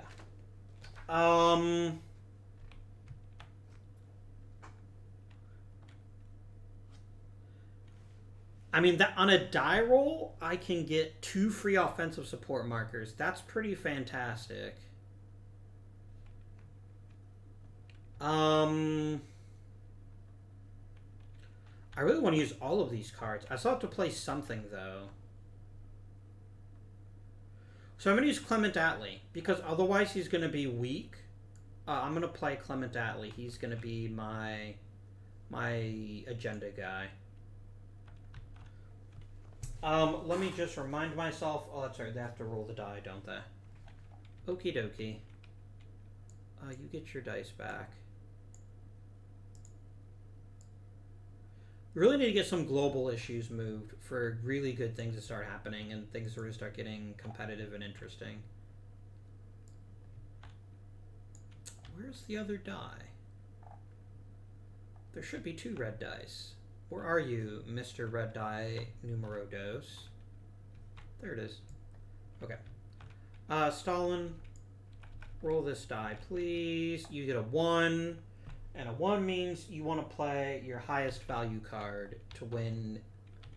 Which is really unfortunate. Because Voroshilov would be an amazing card to play some other time. But alas, that ain't happening. And what about you, Mr. Roosevelt? What would you like to do? You want to play your second lowest value card. And if there's a choice, it'll be random. Second lowest would be a 2. You're playing Jimmy Burns. I win because of my national ability. Otherwise, I would have lost. And that means, my dear friends, that I get to play any agenda item I want to.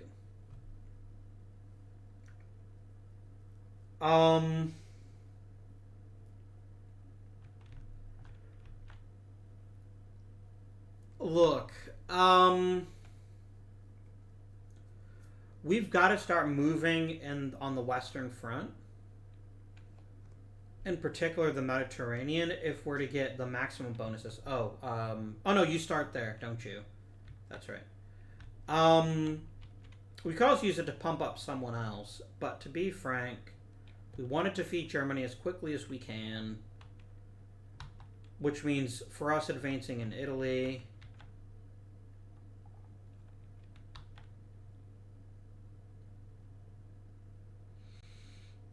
I'm going to put a U.S. production and move it towards me. Is that the best choice? To try to get some more production so I can allocate more resources to the Western Theater, or to the Mediterranean? I think so. Ooh, I could grab a U.S. directed offensive and I could force them to apply it.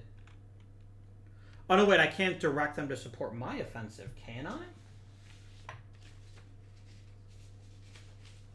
That would be amazing if I could.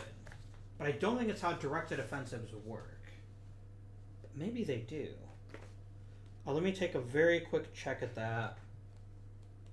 Can I have them direct? Oh, directed offensive does require you to use 2.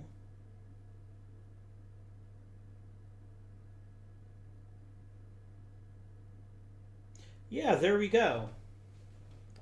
That's exactly what we'll do. We're going to take a U.S. directed offensive, and we're going to put that. The difference between 6 and 2 is 4. It's right there. All right. So going clockwise, Stalin gets to pick 2 issues. Stalin feels strongly about any particular issues.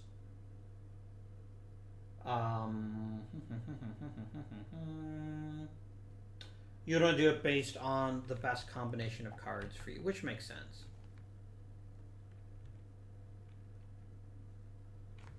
Kuznetsov is great for everything. Shaposhnikov wants production, so we're going to go ahead and put U.S. production in the center. And then, is there another issue you equally care about?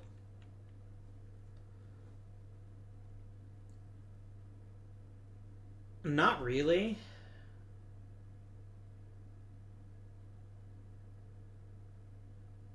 Most of these cards are actually pretty weak, except for production, so I'm going to go ahead and just play another production issue. Which makes a very good sense, I think. Mr. Roosevelt. And again, it's just basically you just want your strongest cards. That makes sense.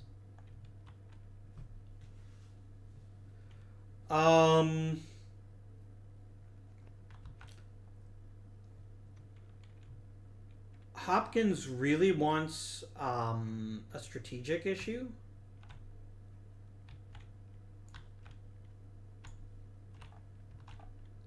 And I think Henry Morgenthau wants a global issue. Oh, but Stimson's more powerful.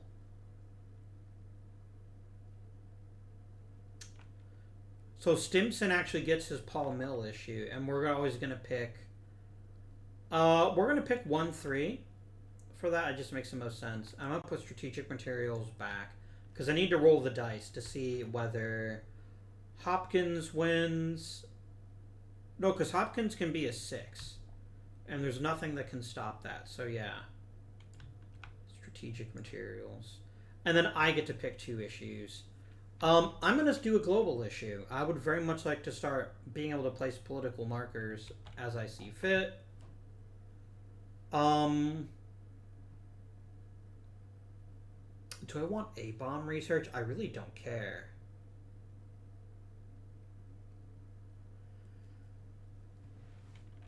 I kind of think because it's an easier time for me to advance in this theater than it is for them.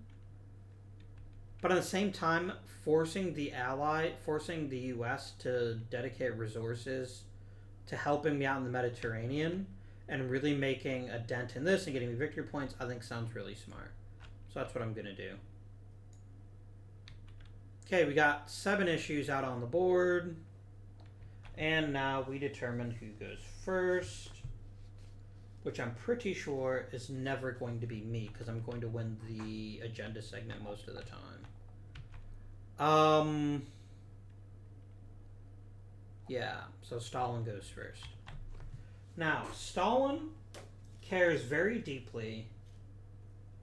He wants to keep his strongest card for last, which is going to be Shaposhnikov by just a hair's breadth, because he gets a +5 potentially, as opposed to just a +4. So the next thing he's going to do, he wants to advance an issue onto the Soviet track, and he'll have to pick randomly, because he's going to use Kuznetsov, which gives us a naval marker in the Arctic Theater, which is very nice. Because once we have 3 here, the Soviet Union gets bonus production, which is pretty solid. And then Mr. Kuznetsov, you have 6 possible choices, so I'm just going to roll 1 die, and then you're going to decide which of those to advance toward you. 1. The directed offensive. Does anybody care? Does the American care if there's a directed offensive? Only A-bomb and global issues, so they don't even care. Do I care? Here's the thing. If I place it to debate a global issue... Oh, if you use debates, you use the special powers. I think you do. I think it's only if you don't use them in the... I think it's only if you don't use them... I think only the agenda segment, you don't get any benefit from it. You implement the attributes. Yep. Okay. I'll be honest. I don't want to lose Churchill in the next conference, but being able to make a dramatic... Oh, no, wait a minute. I don't care about directed offensive. Yeah, I don't care about that. Okay, so I'm going to also not debate. And then it goes to Roosevelt. Roosevelt, what would you like to advance more than anything? You want your most powerful card held for last. Which I'm going to say is Harry Hopkins. Because it could even be 6 if he wanted it. So then the next most powerful card is Harry Stimson. And he's going to use it for Paul Mill. That's kind of a no-brainer. This is going to go all the way to 6.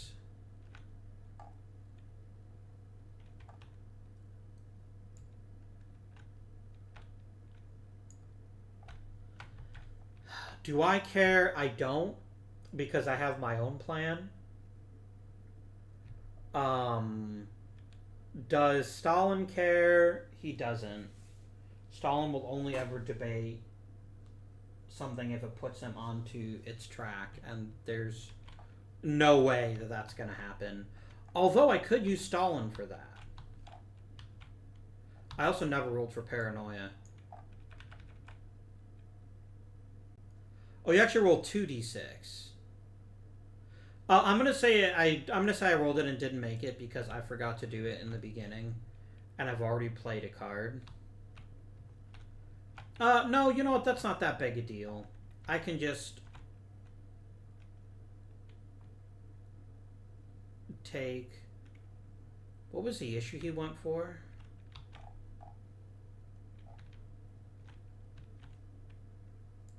Yeah, there actually would have been a 4, so we're going to drop that down to a 3. Yeah, so everyone else gets a -1. I need to remember that for the rest of it here. I don't know why I only moved it by 1. I think Stalin would want to debate this. And I think he'd want to debate it pretty damn hard.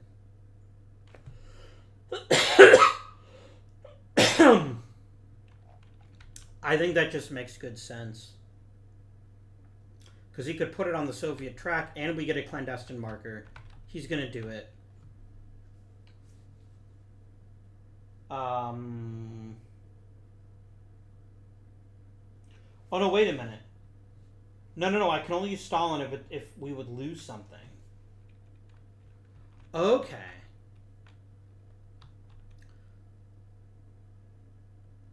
So then I can't use any cards. That makes sense. So no debate. My turn.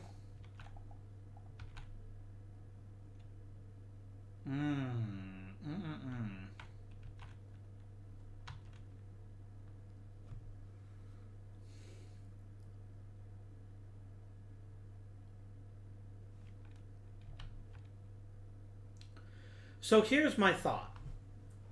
If I play to move the global issue, the US is going to debate me. Oh, but only if we put it on the US track. Then this is perfect. Yeah, give me the global issue, please.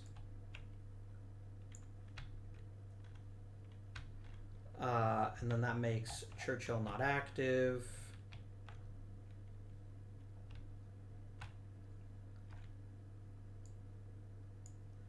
That's too powerful. And what did I get for free? Is it a political alignment marker? Yeah. So I'm going to put that by my seat as a reminder that I get it no matter what. Now, I don't actually get to change the global issue, unfortunately, until the decision phase, but we'll get there. I promise. And no one's going to debate that because you'd only debate if you could pull it onto their track, which can't happen. So that's fine. Stalin. What is your next most powerful card? This 3 here. Nope. Zhdanov. He gets a +2 if it's a production issue. So he's going to pull that issue over there. Would you use Roosevelt? No, because you'll only ever debate the 2 things. You'll never debate anything else. So I can just ignore debating for the rest of the game unless I want to do it. And look, as much as I'd love to get that US production, I'm not willing to sacrifice a powerful card for it. And I don't actually have anybody who gives me a bonus on production. So I'm just going to ignore it. Over to good old Rosie. Rosie wants to use his next most powerful card, which is going to be Hans Morgenthau. No, actually, it's going to be J. Edgar Hoover. Like, this is like the biggest waste of a powerful card in history, but it would help him capture the issue, unless... Oh no, it would advance it onto the US track. Okay. So if that's the case, he would use Morgenthau. I believe. Let me read this one more time. Pick the next strongest card and attribute that advances an issue onto the US track. Moves an issue closest to the US track, and if there's a choice. Pick randomly. There's only 2 left, and he'll never move strategic things. So he's going to go ahead and use Henry Morgenthau, and he's going to pull this US production over to him. Stalin might debate that one, but only if he could bring it onto the Soviet track. And Stalin won't debate unless it takes something off of the track. And the Niet bonus isn't good enough. So, that's fine. Okie dokie. Back to Churchill. I really want one of these production issues, but I think this is just one of those conferences I'm just not going to win too many abilities. I could be a dick. Oh, hang on. I could use Sir Alan Brooke to try to yank this away from the Soviets. Let's do it.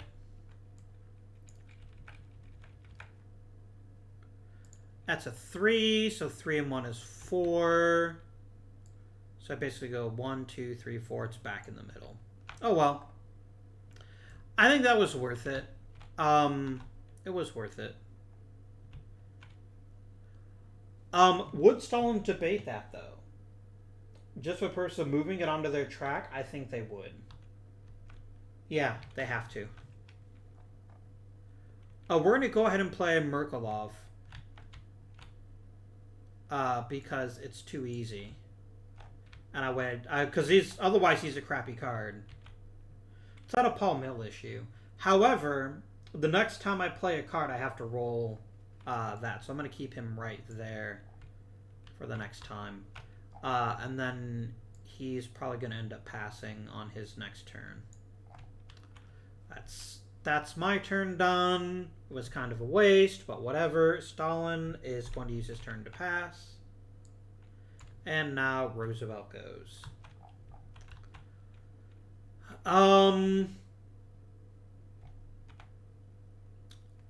So, is there anything that can move close to the track? And one of those is the U.S. production. So he's going to use J. Edgar Hoover for that. It's going to be 1, 2, 3.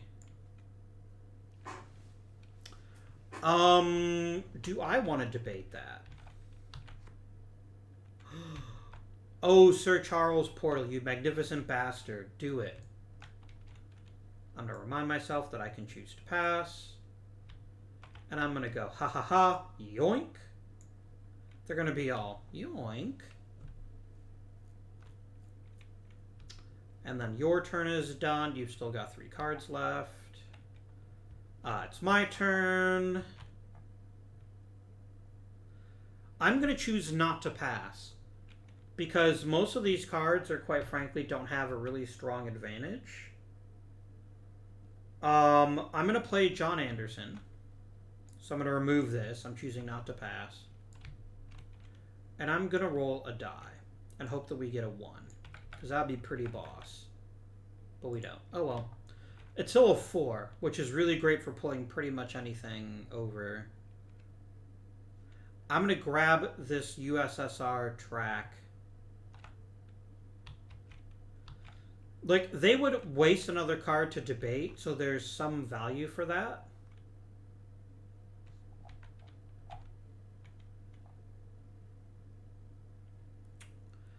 I'm just not sure that they'd bother. Let me see here. If it would pull it onto a Soviet track, then they'd debate it. So if I pulled the directed offensive 4 towards me, they could just pull it right back. That's pretty dumb. I could pull the U.S. production back to the center, and I'm going to do that.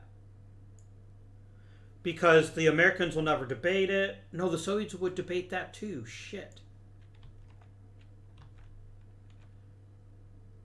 You know what? 1, 2, 3, 4. Let's just pull this production closer to me so I don't have to worry about someone else taking it from me. Soviet turn. And what again do they choose?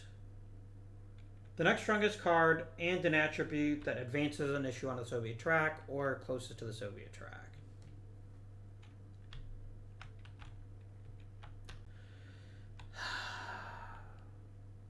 The thing is, these are some amazing abilities that would make the Eastern Front so much stronger. But neither of them really gets it closer to the Soviet track. And there's this strategic materials issue that's staring them in the face. And the Soviets don't care about keeping it in the center, unlike the Americans. So unfortunately, I'm going to end up spending this card, and I have to roll to see if he gets arrested. He doesn't. That's good.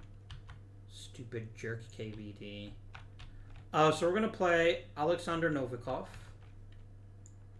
And this would be a really good card to use on a directed offensive, but I can't because the bot says I want strategic materials.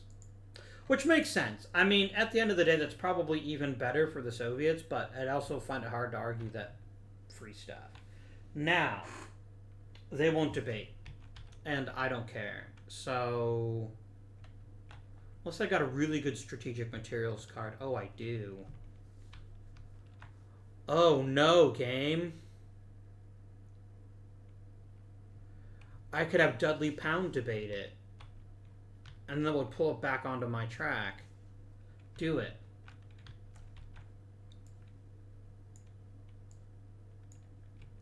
And I do need to roll, and he might die. He does. Oh no. Don't do that, Abby. That was dumb. There you go. I don't think it would delete the whole deck. Yeah, Dudley Pound is dead. Rip Dudley. But I get to go 1, 2, 3, 4 with his last gasp. Snatching victory out of the hands of defeat. So it's Stalin's turn. Now it's my turn. Or now it's Roosevelt's turn. Roosevelt very desperately wants strategic materials to be in the center. So he's going to go ahead and use good old Stanley. He's going to say, no. No, no, no, no, no.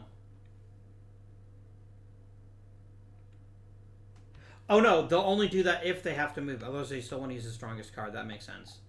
Which is going to be Francis Biddle.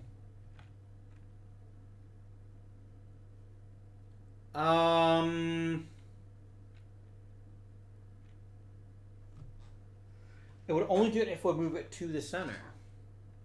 So then he would go for the one that would be the next closest to pulling it to the U.S. track. Yeah, this actually works out well for the Soviets. Because Francis Biddle, the Attorney General, likes the Soviets. So normally it would be 3 toward the center, but here it's just going to be 2. Which is fine. My turn.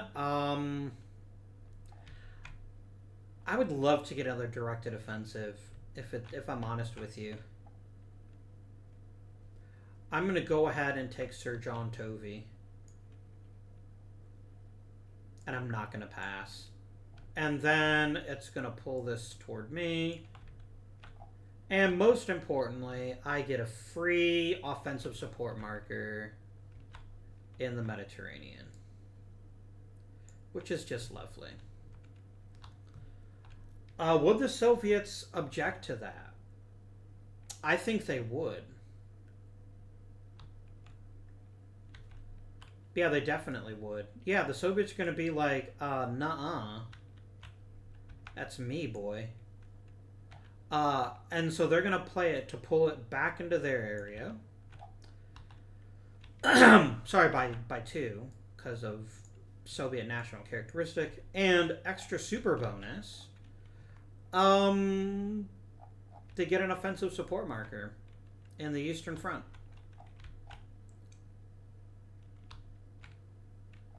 Which is pretty great, honestly. Now it is on to Stalin's regular turn, and he's going to pass. Over to Roosevelt. He's only got 2 cards left. He wants to play his 1 card for last. He's going to pull the directed offensive, because it's his most powerful card, right? Yeah. 1, 2, 3.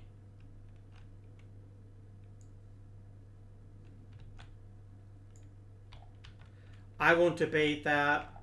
Will the Soviets really burn their last card on a debate?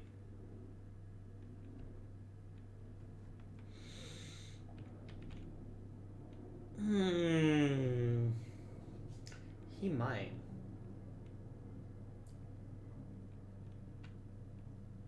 Because they've always got to debate the issue if would pull it on their track. It's going to be his last card. And then what does it say about using Stalin? Only if it would move it off the Soviet track. Otherwise, you only use Stalin for A-bombs. Man, you know what? I think he's got to do it. I think they've got to use their last turn to debate and just be like, no, that's my directed offensive. 1, 2, 3, 4. Sorry, 1, 2, 3. I have not been... I don't think I'm using Paranoia correctly during this conference, so I apologize if that bothers you. I don't think it's going to make much of a difference because I'm pretty sure that there's very little to be done. So Stalin has used his last card on that. Good old Rosie's probably not too keen on that, but he can't do anything about it.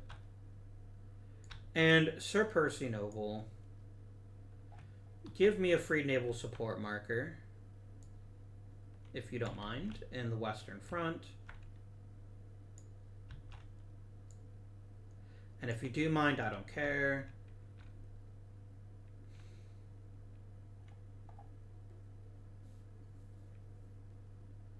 Like, I could take the directed offensive away from the Soviets, but I honestly think I want them to have it. So I'm just going to pull strategic marker materials. Why not? It doesn't actually matter. Okay. No one has any cards left to play. Oh, yes they do. The Americans. Oh, no. Oh, well. Yeah, the Americans just say it is automatically enough to bring it back to the center. Everyone should get the benefit. And I say, you stupid Americans. Okay. Grr. Alright, my friends. We have completed the second conference, actually. It was very exciting. Now, we did take 3 issues, so we are the conference winner. No one else took as many as we did. So I'm going to give that to me. And I'm going to give myself 3 victory points. We're on the board, my friends. We're on the board.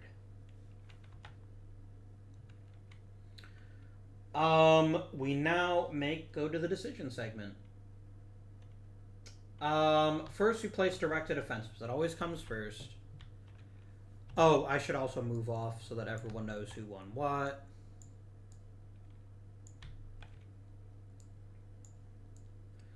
Okay. And then I think it starts clockwise. So it starts with Stalin. And Stalin's going to be like, U.S., I want you to direct an offensive to the Eastern Front.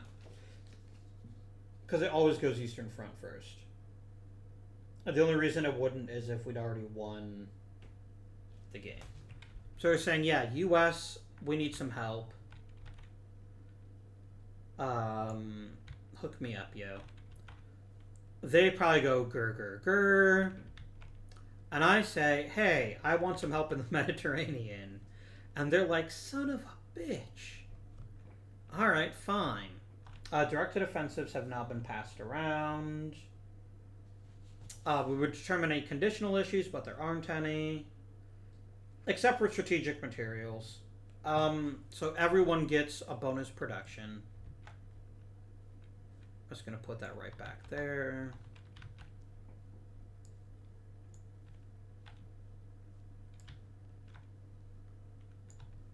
And we were like, gee, thanks, Rosie. You were a wonderful guy.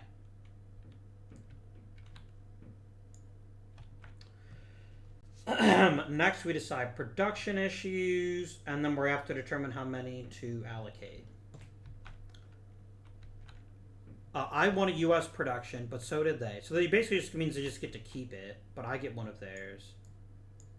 And let's spread these out. I have 5 total. The Soviet Union has 3. The Americans have 5. No, wait, if we count my strap marker, I get 6. So I get to choose first. Next, it'll go 6, then 5, then 4. I know, because it always starts clockwise. Yeah, it doesn't actually matter. I'm thinking of something else. So I won the meeting, so Stalin gets to allocate first. And I think it's going to use all of his production on... Does he have a Paul Mill issue? He doesn't. So it all goes on the Eastern Front. Okay. That's going to be 3 offensive support for the Eastern Front. So I'm going to go flippy-dippy. There we go. Now the Americans are like, I sure would love to source my Paul Mill issue, but I've got to do directed offensives first.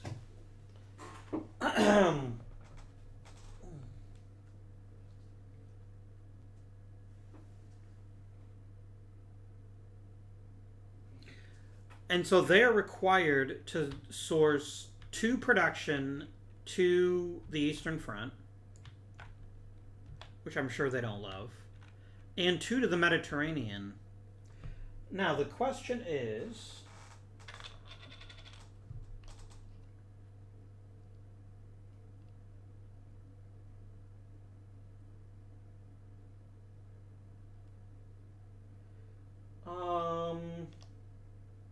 I think they would probably use it because if it's for an amphibious assault, maybe they'd use it for that. Maybe I get to pick. That's a good question. Let me see what directed offensive rules say. Because if I get to pick, I'm going to tell them, please give me naval resources in the Mediterranean so I can do an amphibious assault. But I don't know that I get to pick. Okay, it always must be a naval support marker, then offensive support.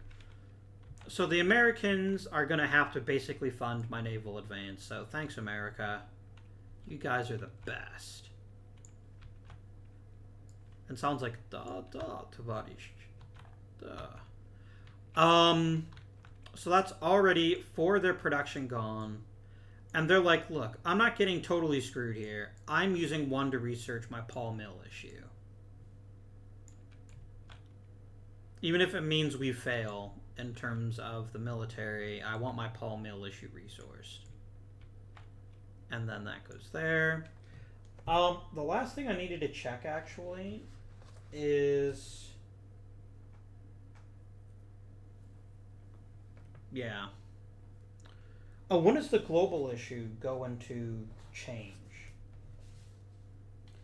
Oh, let me go to the decision segment. This is number 10. Or does all that stuff just happen, like, randomly? That was on page 10, not number 10. So the global issue actually changes at the end. Global issues only change at the end, which is a yikes, because it basically means we can't do... Which basically means that our political markers are, again, useless. Yikes.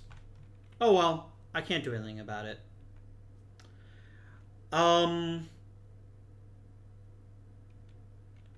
Yeah, I can't do anything about it. So basically, he'll only get the clandestine networks benefit out of it, not the political marker, because we won't be able to use it. That doesn't matter, because it's my turn to produce. I've got a lot of production. I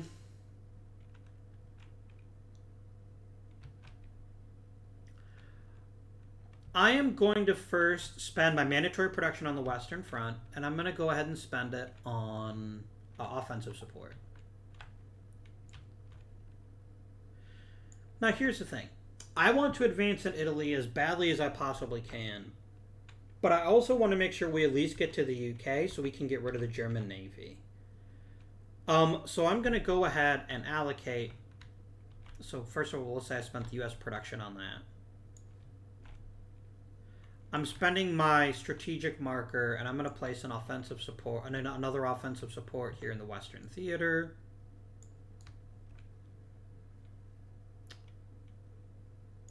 Oh no, wait! I keep forgetting. I already spent it. So yeah, I still get one more thing to do. I wouldn't mind trying to move here, so I'm going to allocate 1 offensive support there. And then I've still got 3 left. I'm going to put it all in the Mediterranean. Because the sooner I can push up to Rome, the faster. So that's how I'm spending my production. And the Soviets, they have 4 production of their own. Oh, I've already spent theirs. I just didn't stack it back up. Yeah, because I won the conference, so they went first. Yep, yep, yep. Okay. All of this lovely stuff has now taken place. Oh no, because you play political markers afterwards. Right. So the global issue will actually matter. Hooray. Theater leadership. I get a free offensive support of my choice in the European theater. I'm going to mega stack Mediterranean. Because you can get a breakthrough, which lets you actually move 2 spaces, which is pretty good. And the Americans are going to be like, we'd like to move into the Solomon Islands, please. Please. Please. Right. Production decisions have all been made. There is no A-bomb research, and now I get to choose a global issue. I kind of like Free Europe.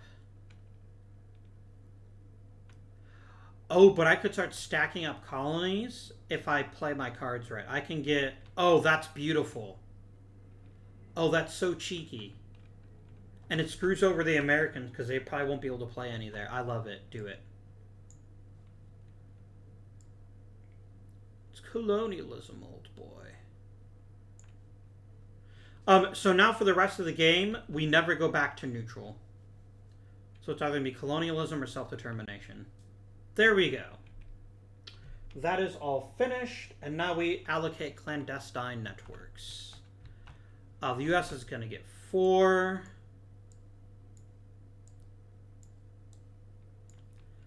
The Soviets are just going to get 1. And I'm just going to get 1. But it's so worth it. Because I got a free political marker. Oh, yeah. Right. So the person with the most always starts. And I believe the bot only cares if there's other political markers. Otherwise, it does it randomly. So randomly, we shall do. And if you legally can't place one there, it just skips it.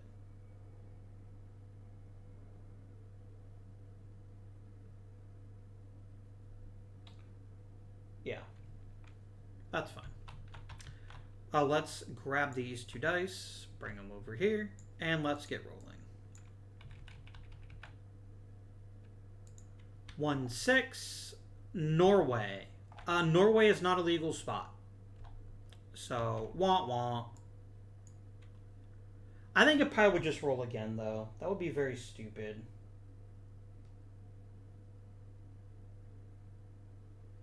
Yeah, I'm going to say it rolls again. It makes no sense that they would just forfeit a clandestine marker because they legally can't place one there. I'm just going to roll again.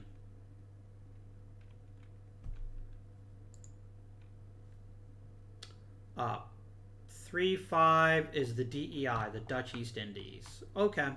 So the Americans are going to go there. That does mean they actually could use their political marker. 3-4 would be Siam.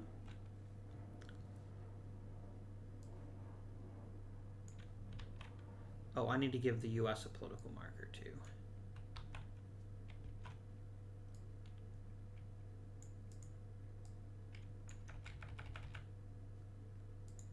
1-3 is put a clandestine marker on Belgium.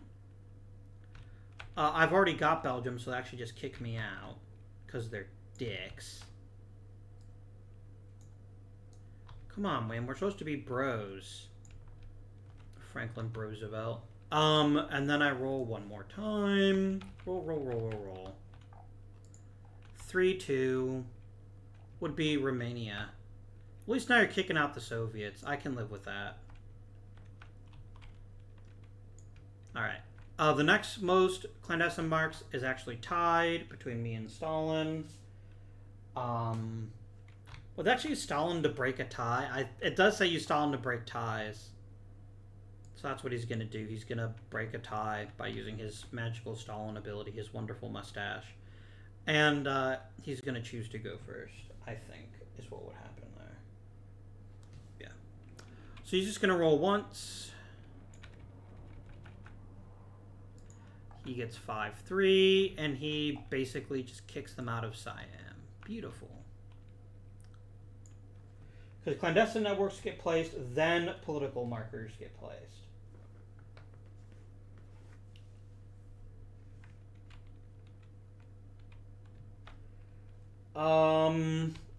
I get 1.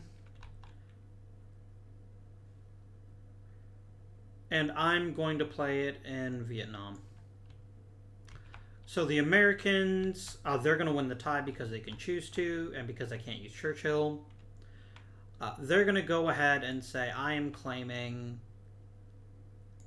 the Dutch East Indies for America, and I'm going to say, that's fine, America. I'm going to take control of Vietnam.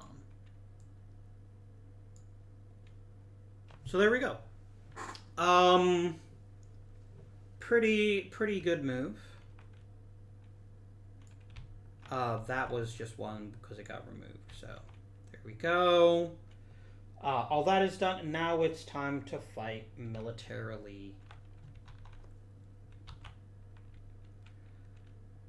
And we're going to start in the western... Oh, sorry. We're going to start by allocating armies. No one's trying to enter the army. One German army always goes to the entry space, which is going to be the Dawn. The Battle of the Atlantic will happen. So that there goes the German Navy. We lose a naval marker. Thankfully, we only needed 1. Or we only needed 3.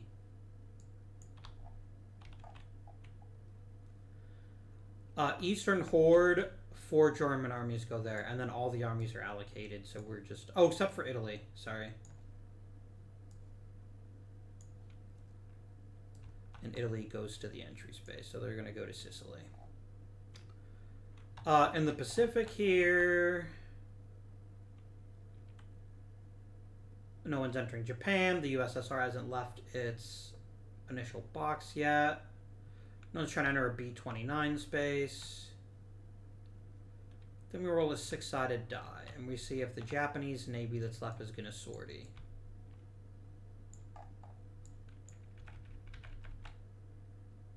No. So basically what's going to happen is the IJN doesn't find anything. They just go back home. And then they're distributed randomly between the tracks. So we're going to roll 4 times.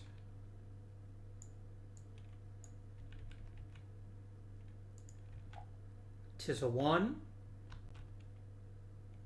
It's going to be the Central Pacific.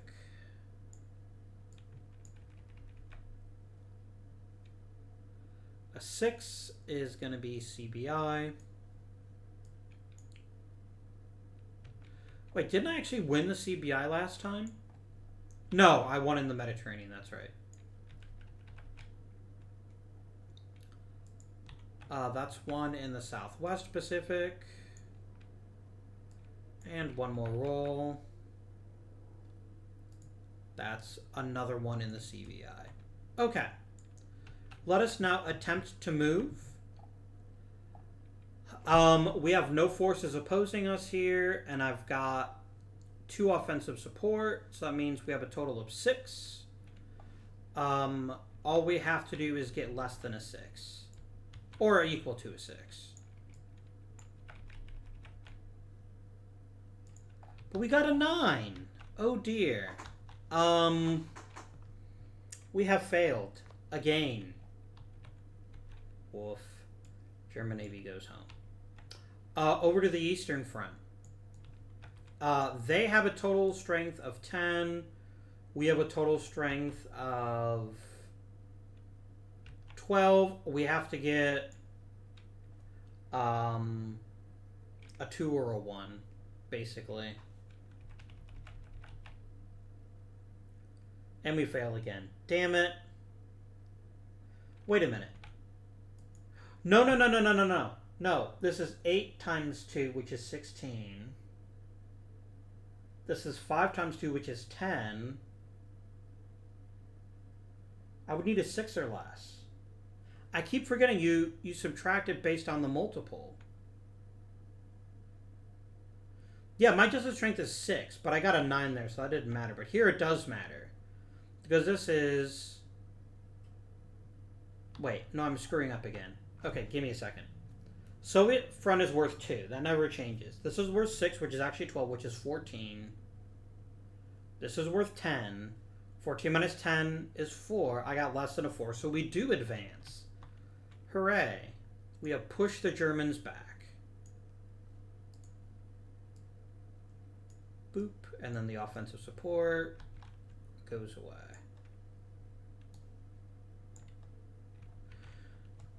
Now we come to the CBI. My total strength is not 10, which can actually do a breakout, but it's still pretty high. So they have a 4. I have a total... So they have a total of 4 strength. I have a total of 6 times 2 is 12. No, actually I do have 10 strength. Okay. 6 times 2 is 12, plus 2 is 14. This is 10. Is it 10 or more for a breakout, or is it just 10?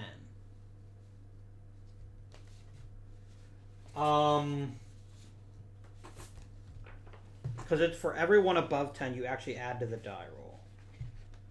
Let me quickly check this, because this could be a big swing for us. If it's exactly 10, it advances 2 spaces. Oh, but only if the other one is a land space, so it actually doesn't matter. But it would have been a breakthrough, so we don't even have to roll, we just win. Sicily is ours, despite the German army going there.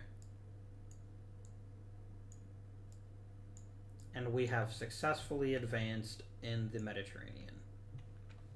Remember, we would love to, if it's at all possible, delay and delay and delay the second front until we have taken Rome, because then I get a bonus.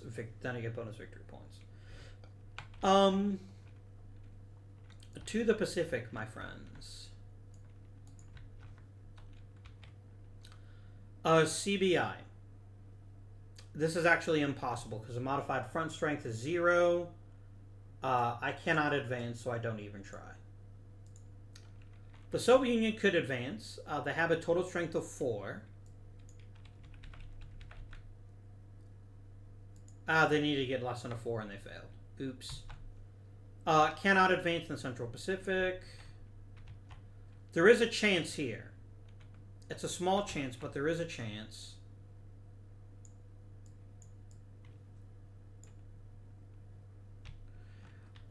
Basically, I need to get a 1 or a 2 on this die.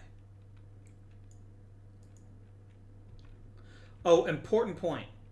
If at the end of the game, there's more than a 1 space difference between these 2 theaters, both me and the Soviet Union get 5 points. So we need to keep that in mind, too. A 1. So the Southwest Pacific Theater actually does advance. Very nice. Naval support always stays in the theater box. It's just easier to remember that way. Alright, the war phase is concluded. We have made all of the necessary decisions for this turn. No one is surrendered. We move on to the third conference. Friends, what I think I'm going to do is I'm going to play this last conference, and I think I'm going to go and end the episode. But don't worry, I am promising you we'll finish this. I just don't want to spend too much time on one game in one video, because my voice is already starting to go a little bit. I can definitely get through one more conference, but I think that'll be it for this video. I'll remind you again at the end of this video, but next week we will still cover Rising Tide, and then we'll play Game of Thrones, the board game. But then we'll come back to Churchill for at least one more video, probably two. Because there's no way we can defeat Germany this third conference unless something absolutely insane happens. And no important fronts advance, which would take things away. Okie dokie. Alright.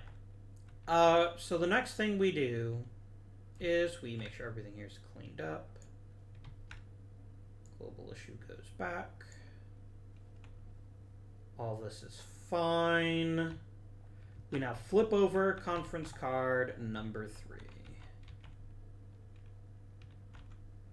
Oh, we have to reactivate Churchill.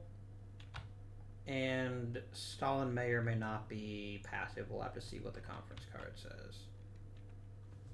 Delete. Quebec, quadrant. Churchill disagrees. We must place the directed UK offensive issue on the conference table. Oops, that's the wrong one. That is the correct one. We're going to see if we get the Murmansk convoy. Can it get through the U-boats? Where did my other die go? There we go.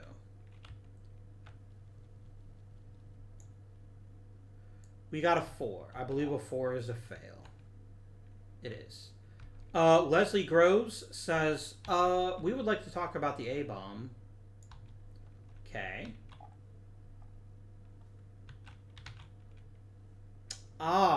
We have agreed to place more emphasis on Sicily, so we both must spend 1 production in the Mediterranean. Which is fine with me. Maybe the Americans aren't going to like it so much. And then finally, a partisan dispute in Yugoslavia. Oh, there are no partisans in Yugoslavia. So I'm not even going to bother rolling that because there's nobody there. We don't even care about Yugoslavia. Who cares about that? Right. What is? Oh, these are corn chips. Okay. I'm not as big a slob as I sound like, but I guess I'm kind of a big slob. I keep finding things under my desk with my feet, and I'm like, what is that? And then I have to check. Right. We now deal out our hands. After this 3rd conference, we will shuffle our decks.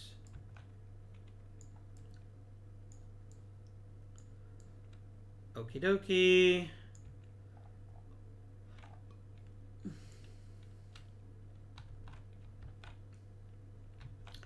Game, I don't really have enough room.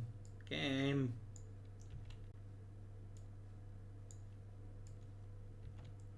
Oh, the SIS. I keep saying MI5. MI5 is post-World War II. They just called it the SIS during the actual war.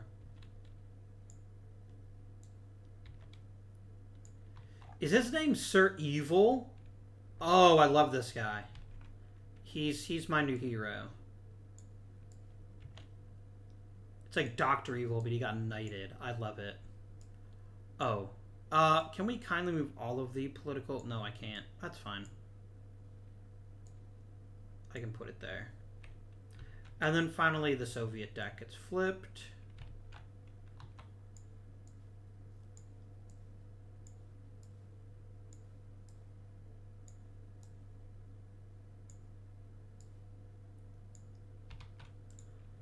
Okay. Agenda time.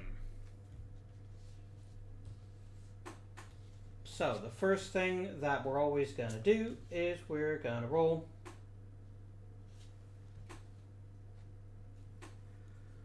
And see how powerful, how badly they would like to win the agenda segment.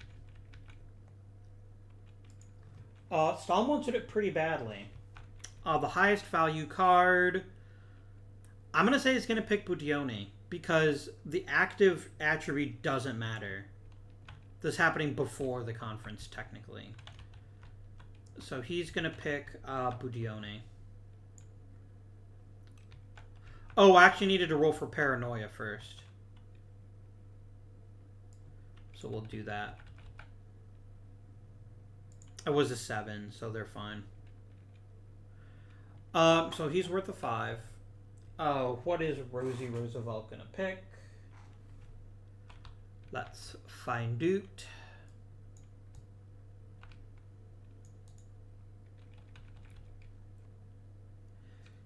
He doesn't care quite so much, but he will play a second highest value card. He's got 2 5s and 2 4s, so we're going to have him roll to see which of the 4s he wants. 1 through 3 for Harriman, 4 through 6 for Jones. And it's going to be Jones. So he's going to play a pretty high card. Now, I don't actually know what they're going to play. Is there any one issue here that I desperately care about? Not really. Like, I want to make sure the second front doesn't get picked. But other than that, I don't feel any real... I mean, European theater could be a big one to win. I don't think I care enough. So what I'm going to do is I'm going to play whoever my worst card is.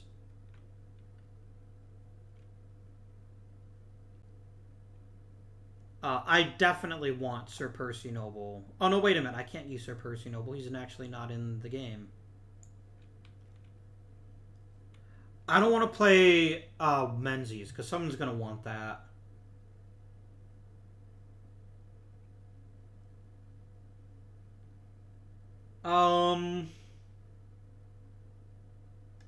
This would give me a 4.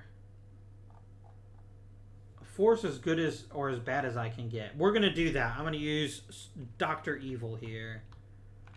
I'm going to discard him. The Soviets are like, aha! I get to win. Because attributes don't come into play during the agenda phase. And the Americans are like, you know, poop.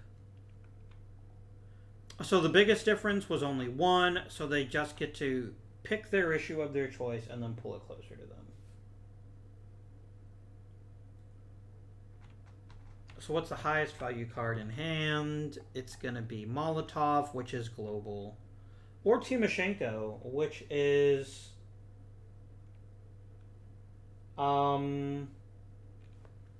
actually could be either of those. So we're going to roll. 1 through 3 is Molotov. 5 through 6 is 4 through 6 is Timoshenko. It's Molotov. So we're going to play the global issue as ours. And it'll only advance by 1. Oh well. So, next, the next person to go is going to be Rosie.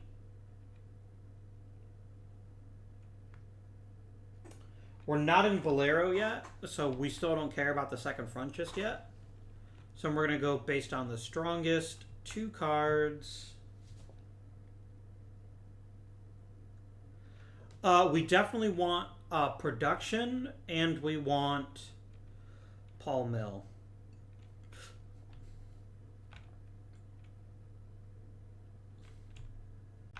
We're going to pick 2-2 for Paul Mill. And we're probably going to pick UK production, because we'd rather that be a topic for debate than our own production, which we could lose.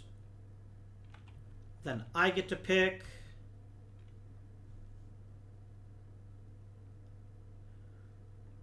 We really need to start making some progress in the European theater. So I'm going to take European theater leadership. And I'm going to pick a directed offensive by the U.S. Finally, Stalin picks his 2. Oh, no, wait, Stalin already picked his 2, didn't he? No, he didn't. He just picked his first one. And he wants a global issue, but it's already there.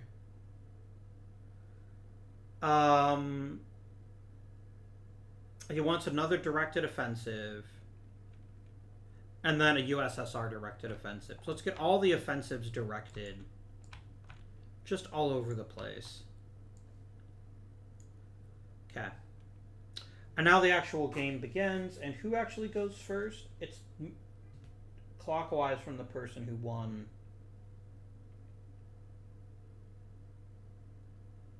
The agenda segment. Yeah, okay. All right.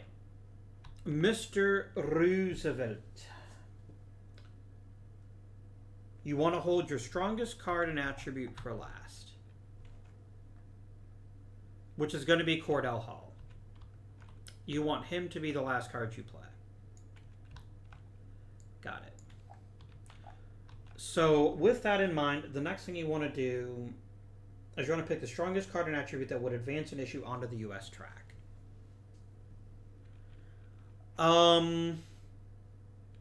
Which is going to be Frank Knox. But you kind of care about all of these issues equally.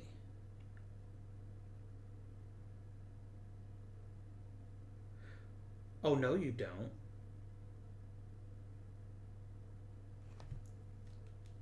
Oh, because you can use Roosevelt to move the A-bomb or the global issue. What if they're both there? You know what? I guess you're going to roll to see which one you care about the most. So we're going to roll 1 through 3 is A-bomb, 4 through 6 is global. 1 through 3 is A-bomb. You're going to play yourself, which means I have to roll to see if he dies. Let's do that real quick. Nope, he is alive and well. So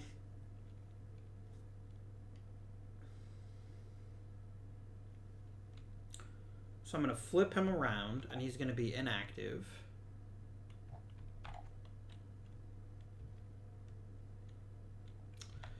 That's worth 7 points. So it's going to be like, aha, the A-bomb is mine. Oh, and he still has to discard a card. Go ahead and actually discard Hap Arnold, because we don't actually care, because it's already on the A-bomb issue, right?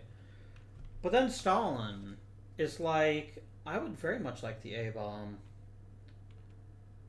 And if I debate it,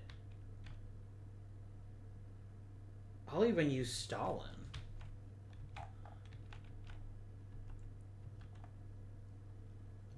So I'm going to be like, hey, guess what? You thought you won it. Not so much. Go away, Kaganovich. And they're going to go yoink. That is not on the Soviet track. No, yes it is, because they won the issue, didn't they? So then it was always going to be the A-bomb. Derp, derp, derp. Oh well. There you go. It's a bit neater now. So, both of my opponents have already used their leaders, which is a pretty powerful advantage for me. I don't need to make sure that I use it correctly. And it is my turn to advance an issue.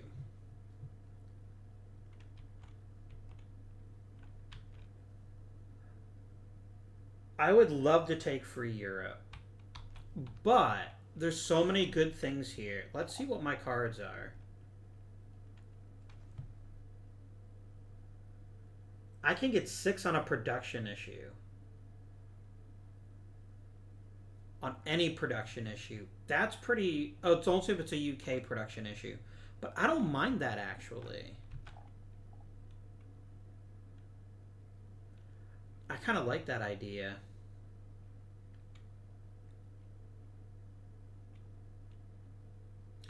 Yeah, let's do it. Sir Stafford Cripps.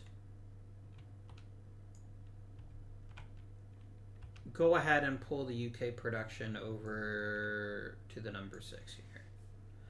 And no one's going to debate that. No one is strong enough, I don't think, to pull that onto their own track. What about the Americans? Do you have anyone that's strong enough? No. Okay. So, that was my turn. Now the Soviets are up. Oh, I never decided who they wanted to set aside, did I? That's right, it was Molotov. So we're going to set him off to the side.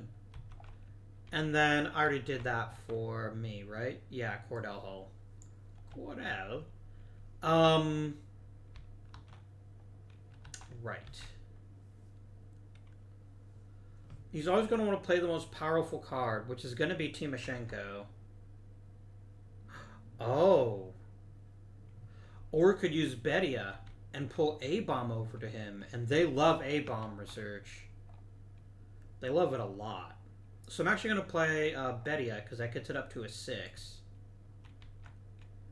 And then I have to remember that I might get someone shot. But it's fine. That actually puts it on my chair. Or Stalin's chair. Is Roosevelt going to debate? Only if the U.S. can pull it on their track. Do they have anything that would give them that strong a push? They don't.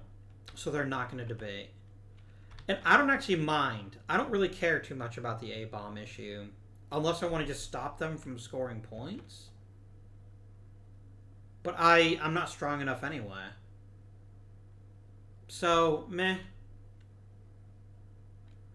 Although, all I have to do is pull it off a little bit, and then it's not an automatic.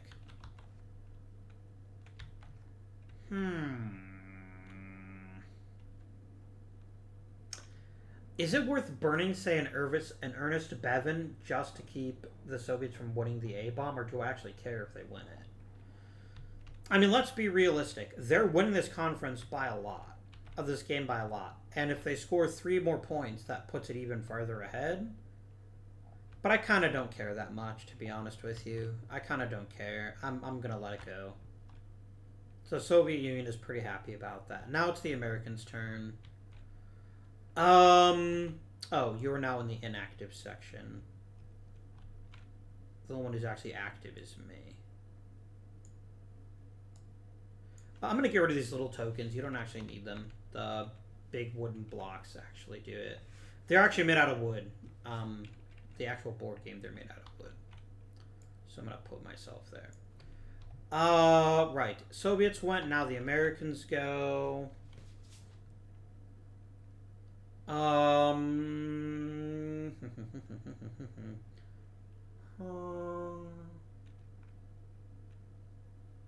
Roosevelt's already been played, so now we just go with whatever the best is. I could use Avril Harriman. Like, I can't touch the A-bomb research now because it's already gone. But I can use him for a +5 on something, which makes him the strongest besides Hull. So we're going to do that. And then is there any particular card I can pull onto the US track? I can pull lots of them onto a US track.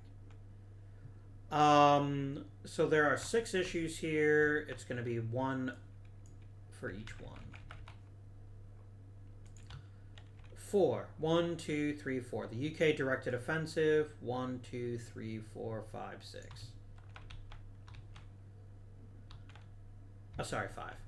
Now, I don't love the idea of the Americans telling me what to do, but I'm not going to burn a good card. I mean, although I could use this card. Well, it's only on a U.S. directed offensive. I don't care enough. I'm not going to waste my resources on that. I don't think Stalin cares either, because he can't pull it onto his own track. So he just goes, oh, wait just a minute. He can. Yeah.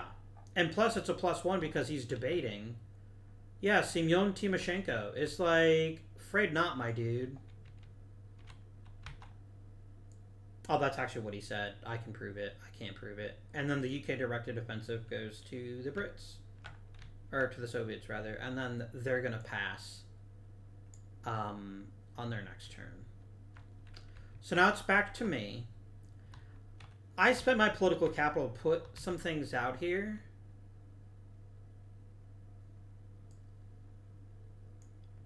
Is there anything I feel strong enough to get something done here? Like, I don't even care who gets the directed offensive for the Soviet Union. I just played there because I had to. I really want to control either an American offensive or take European theater leadership so I can get a bonus to it. So I'm actually going to do that. I'm going to go ahead and use Sir Hastings Ismay. He's worth a 5, and I'm going to go ahead and pull the European theater leadership over to me. The Soviets can't debate until their next turn, and the Americans don't care. They only care about global issues, and that's the other thing we might want to worry about is global issues. We'll have to give that some thought next time we turn around to us. Oh, the Soviets are going to skip their turn because they debated last turn, so it goes to the Americans. They have 4 equidistant cards. Are they more powerful in any of them? They're not going to use Cordell Hull.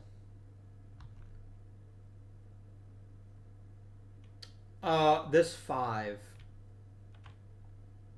And if but only if it's a production issue. Damn, they're pissing away their attribute. That's unfortunate.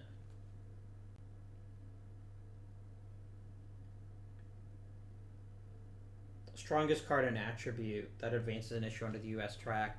I mean, they can basically take their pick of these 4. And even though it means losing 2 naval markers, I can't consider that in the decision according to the bot as I'm reading them. So there are now 4 issues that are equidistant from them. 1, 2, 3, 4. They're going to pull the Paul Mill issue. 1, 2, 3, 4.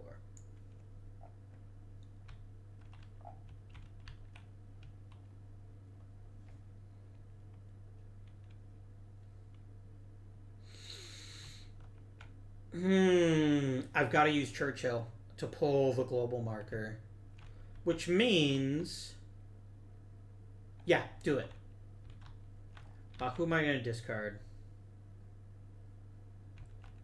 C, I'm sorry, my dude. I need to get rid of you. You need to go away, please.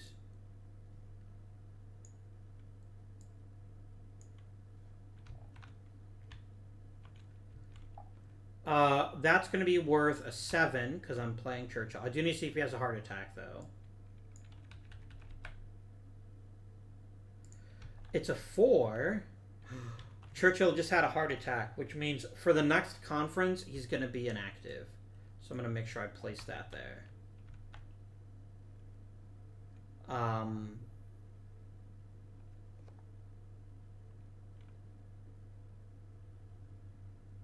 And I'm going to place this token over here too.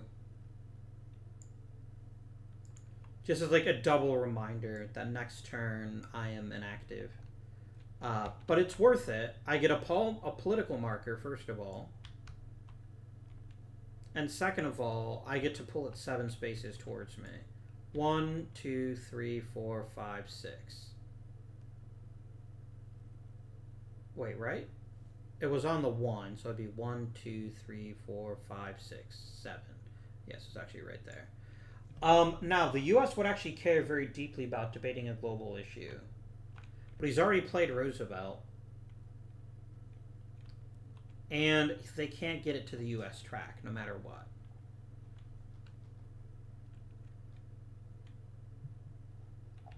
So they don't care. Can the Soviets manage it? Those sneaky bastards, they can.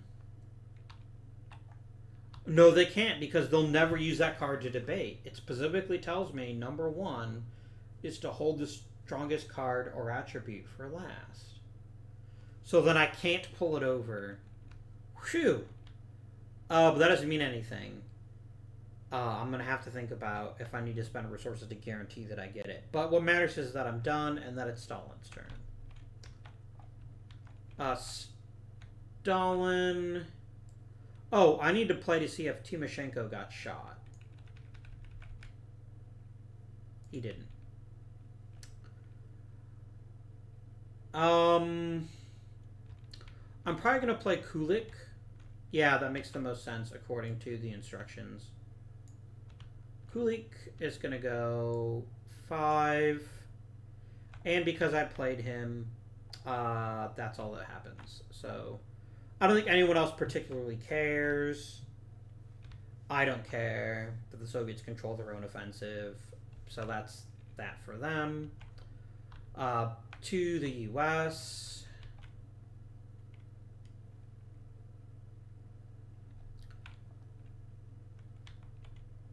There is no U.S. production issue on the board.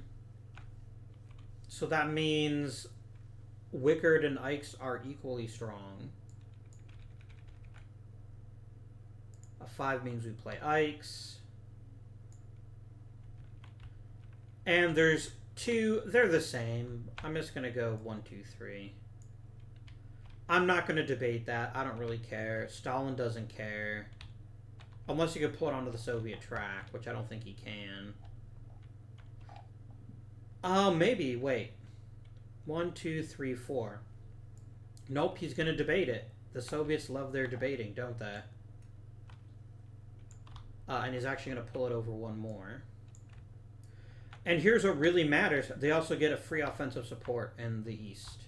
Was it Far East or... Yeah, it's Far Eastern Front. It's actually not as good, but still good. Right. That was the Soviets debating. Americans are pissed. I can't do anything about it. Now it's my turn.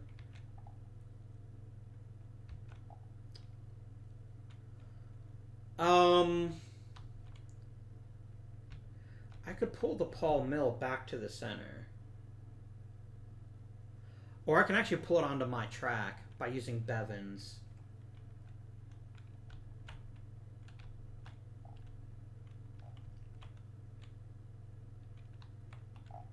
Yeah, let's do it. Let's use Bevins.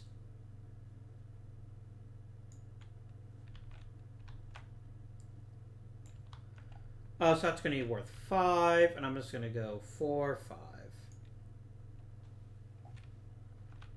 Okay, that's my turn. Stalin can't debate, because he debated with last time. Actually, no, Roosevelt doesn't care. Roosevelt only cares about global issues and the A-bomb. Okay. Back to Stalin. He passes. I'll remind myself he's going to play him. Next we play Claude Wickard. There's only 1 issue left in the center, so they're always going to go for that.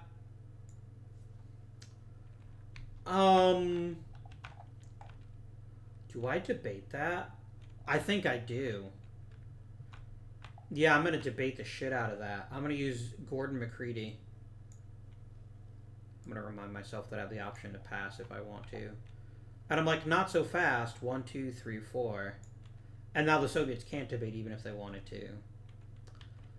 Finally, it's my turn. I've got a pretty potent card. I want to wait and see how some of these other issues end to see if I can't grab one final issue from the Soviets. So I'm going to accept my right to pass, and then the Soviets take their turn. And they're going to try to... That's a 6.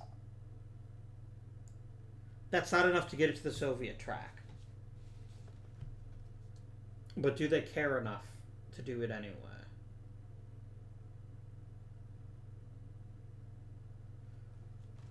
I mean, because here's the thing. Yes, they could easily spend 6 points to pull the global to the center. Or they could spend it to grab one of these and pull it toward themselves. And I think that's what they're going to do. I'm going to have them roll for it.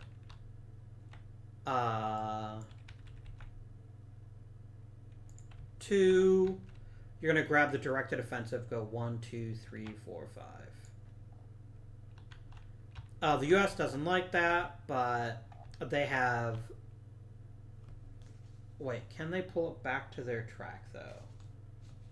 No, because they only ever debate the same 2 things.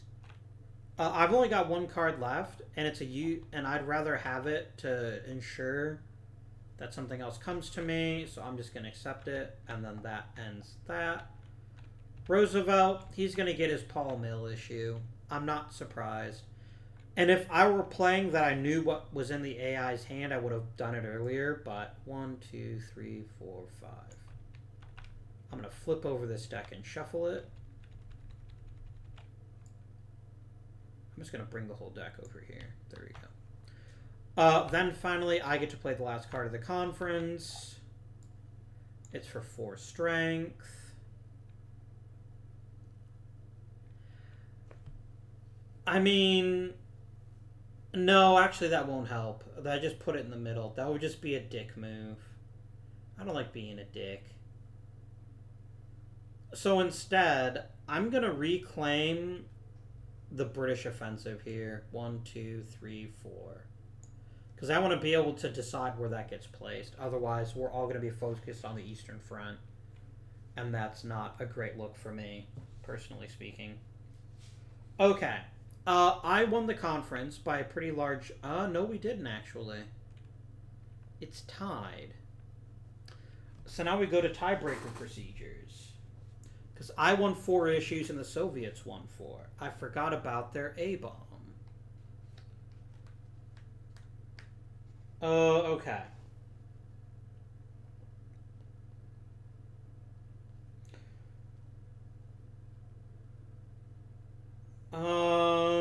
Decision segment. We're trying to determine this. Here we go. So we can't use a leader, so then it depends on the U.S.'s national characteristic. Let me be honest here. When it comes to tie-breaking, they would probably rather I won the conference because the Soviets are so far ahead. I think that's logical. I'm not doing it to benefit myself, and if you think I am, then you can comment down below, and maybe I'll think about it. But I just think it makes sense that that's what they would pick. The other thing to do would be to pick it randomly. Let's do it. Let's do it randomly. That way I don't have to worry about it. So 1 through 3, I get it. 4 through 6, Stalin gets it.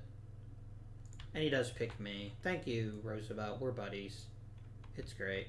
And then I'll take another conference winner just to remind myself that I've already won one. Okay, conference over.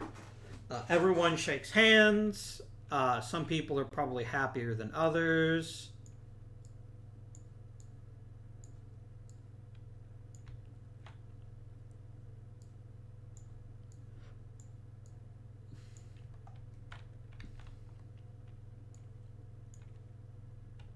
Okie dokie. Grabbing my player aid here just to remind myself what the order is. So we always do directed offensives first. Starting clockwise, person who won the meeting segment, which is me. With the meeting segment. Yeah, I was right. So he's got 3 of them. Stalin is a simple man. When he sees directed offensives, he puts them all in the Eastern Theater.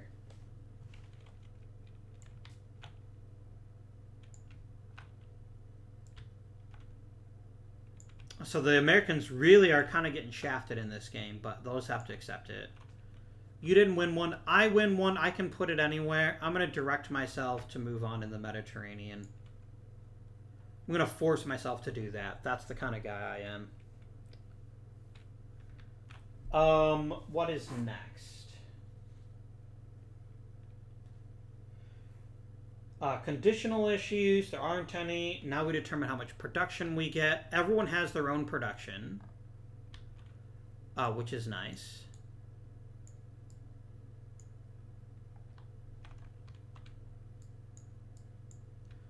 The Americans get the most.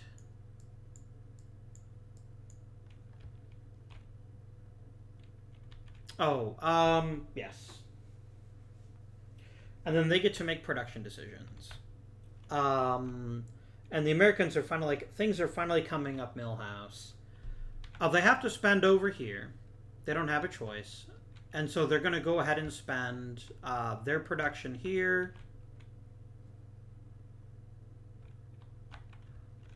on whatcha-jigger? Offensive support. They have to spend 2 full factories, which doesn't make them happy, on the Eastern Front, but nonetheless they will. That's 2 more offensive support for them.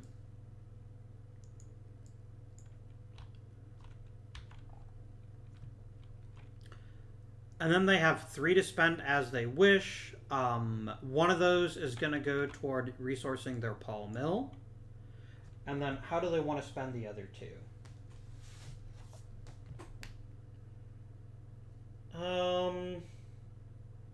Did the conference instructions say they had to do in the Pacific? It did not. So, okay.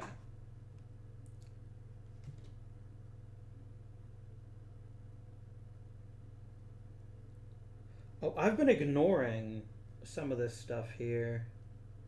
Oh no, never mind. I'm good.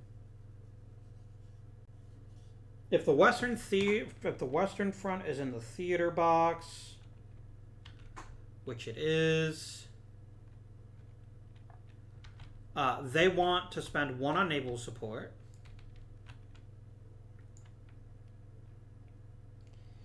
And then all the others will be offensive support to take Bolero. So they get to spend a bit of offensive support there, which is nice. That's good for them.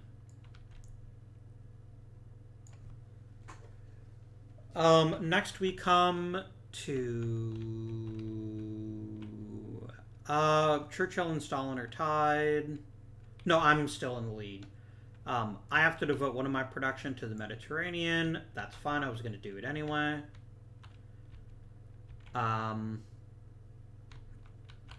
I will spend another in the Mediterranean. I'm going to spend 1 in the Western Front. I at least want to get us to Bolero, even though it's going to trigger the U.S. pushing for the Second Front.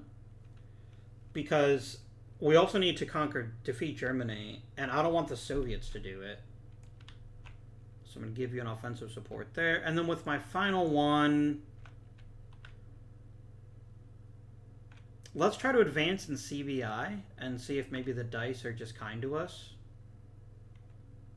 So I'm going to put 1 down here in the CBI. The Soviets have 3 factories, and all 3 of them are going to the Eastern Front. So that's 1. Oh, sorry, those are already there because they were bonuses we got to play. So I'm going to flip this to a 2 and that to a 2, so we have 5 there. All the directed offensives are now going to go back to the issue tracker, like so.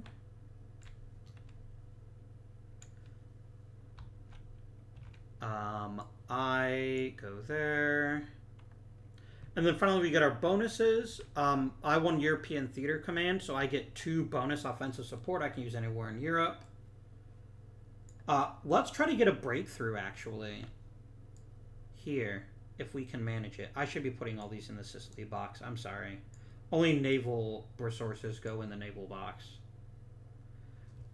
And then I get 1 more for just being the theater leader to begin with. So yeah, let's really crank up here in Italy. I think that's good. The Americans do get 1 free offensive support anywhere they like. Where will they place offensive support if they have a choice?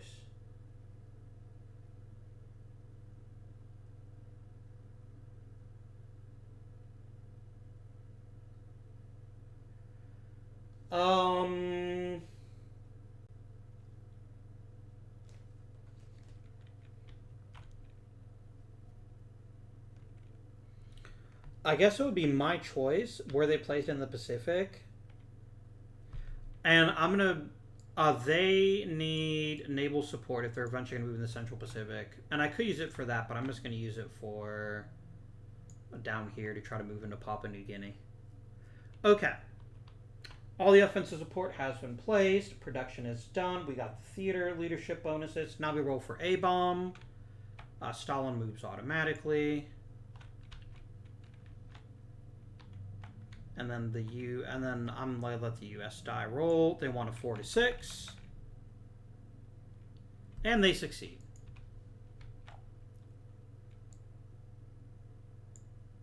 And that is 3 more points for the Soviet Union. 9, 10, 11.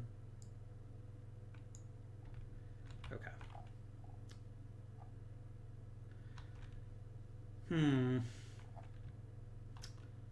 We'll talk about surrender conditions in the next episode, I think.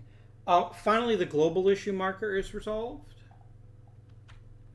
which is lovely. Let me put you back where you were.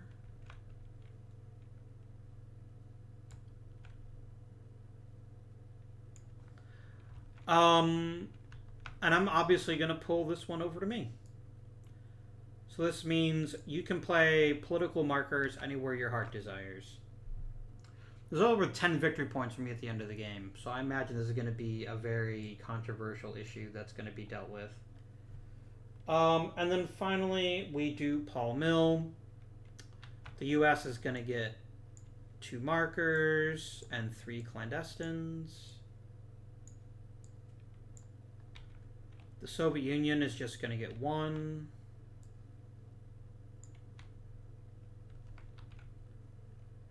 And the U.S., or sorry, then the Brits are just going to get 1 clandestine network.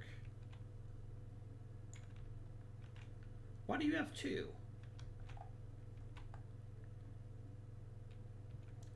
Did you play some kind of card where Stalin gave you a clandestine network? Yes. That was it. Okay. And then I got 1 political marker. Unfortunately for Stalin, it's hard for him to get political markers until he wins Paul Mill issues. So we'll have to see what happens here. But it's clear that the Americans get to go first. And then they're going to roll up here.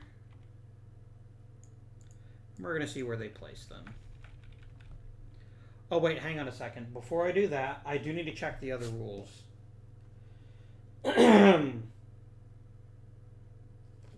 So they always want to place one with a U.S. marker. And if there is, or if there's one where there's a U.S. marker and no clandestine marker. Or it's stacked with an opponent's. Okay. So that's fine. And none of that is true yet. 4-3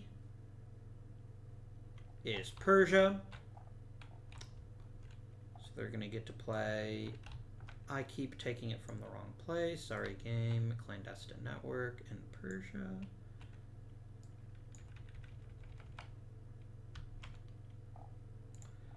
Uh, 1-3, that's Belgium.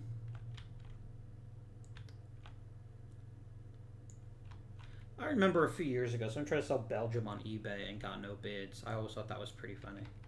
But then again, I'm not Belgian. If you are Belgian, I'm sorry if I'm making fun of your country. I'm just repeating something I heard. And then the Baltic states. So we're getting a little ambitious in the Soviets' backyard. No, we're not. We're just kicking me out. Damn it, Americans. What the shit? The next most clandestine networks is the Soviets, so they're gonna roll. They have 3-2, which is Romania. Yep, and then again 2-3. Hungary.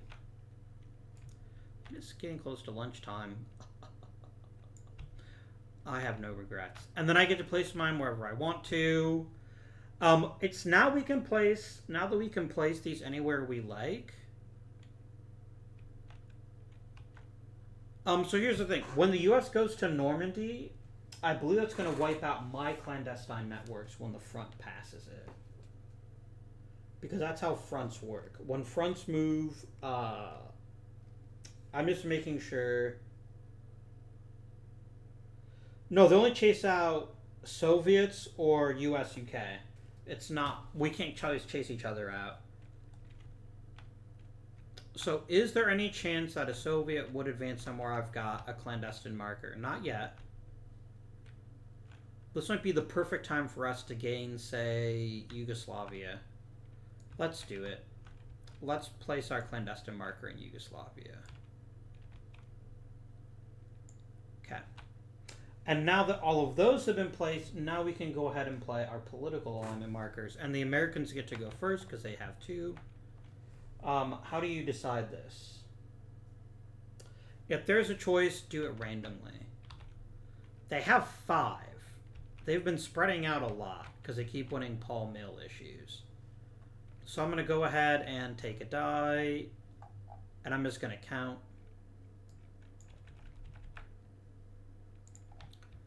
1, the farthest west is Belgium, so they have control. And then I roll again.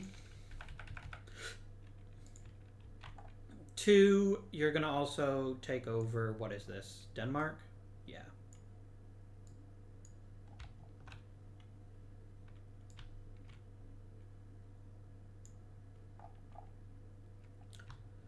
Okay, now I get to pick. I kind of like the idea of moving into Yugoslavia. I'm going to be honest with you. Because I don't need to worry about colonies for a while. This is my backyard. No one else can put stuff there. Unless a card says that they can. So I'm going to go into Yugoslavia here.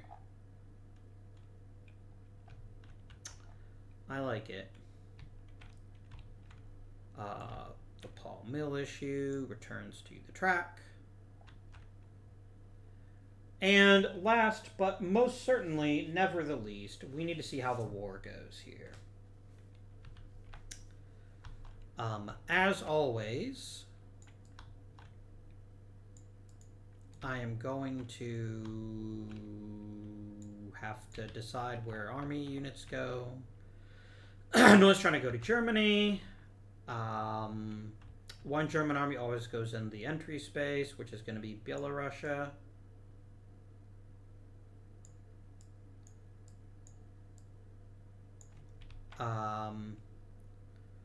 Battle of the Atlantic, we still haven't left that box, so you get to sink my ship. Stupid jerk boats. Then we get Eastern Horde. Until and unless we invade Normandy, they're going to put most of their units against me. It's fine. It's the way I wanted it. No one's going to Normandy. When it's gone to Normandy, and Italy goes to the Mediterranean. And then we're going to go ahead and roll for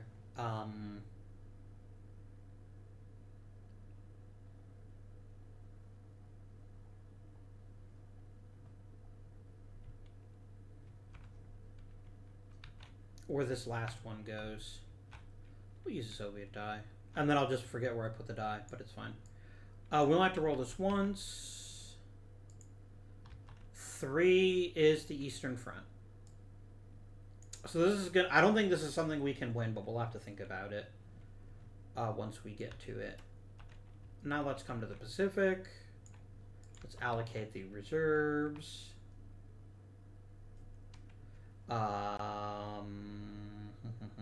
Is somebody trying to enter a B-29 space? Nope.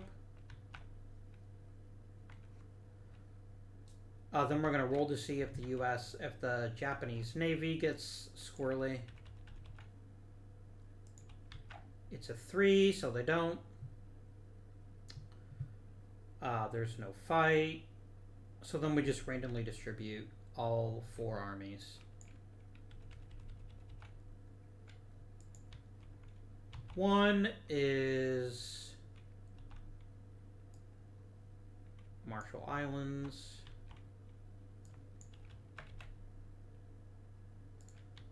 Five is CBI. Sorry, you go all the way over there. 2 is also the Central Pacific.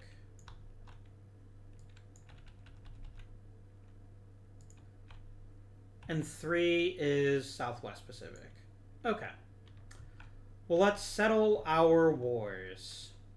Where is my big fat 10-sided die? Here you are. Okay, Western Theater. The Germans have 1 army, so that's worth 2. I have a total of 6. So that means the difference is 4. I need to get a 4 or less on this die. Let me make sure that I'm doing this correctly. I'm not supposed to add it as a modifier, but I'm pretty sure you don't. So the reason it turns into a modifier. Yeah, because it lets them equal to the modified strength. So this is 6, that's 2. 6 minus 2 is 4. I need to get a 4 or less to get out of the Western Theater. Finally! Okay. So, here's what happens. The German Navy gone. Because you'll see that here. Remove German naval reserve when front enters Bolero. And then the offensive support goes back. That's big news, though. I'm very happy about that. Now this is something where the U.S. is going to want to evade Normandy, but they'll need more naval support for that. So that's something to keep in mind. The Soviets. There's a lot of support here. So this is 2 and 4. That's 8, 10, 12. Versus 12. Since 12 minus 12 is actually 0, I cannot advance. It is not possible. So unfortunately, despite all the resources we poured into it, the Soviets don't get to go anywhere. That is correct, right? 4 times 2 is 8. Plus 2 is 10.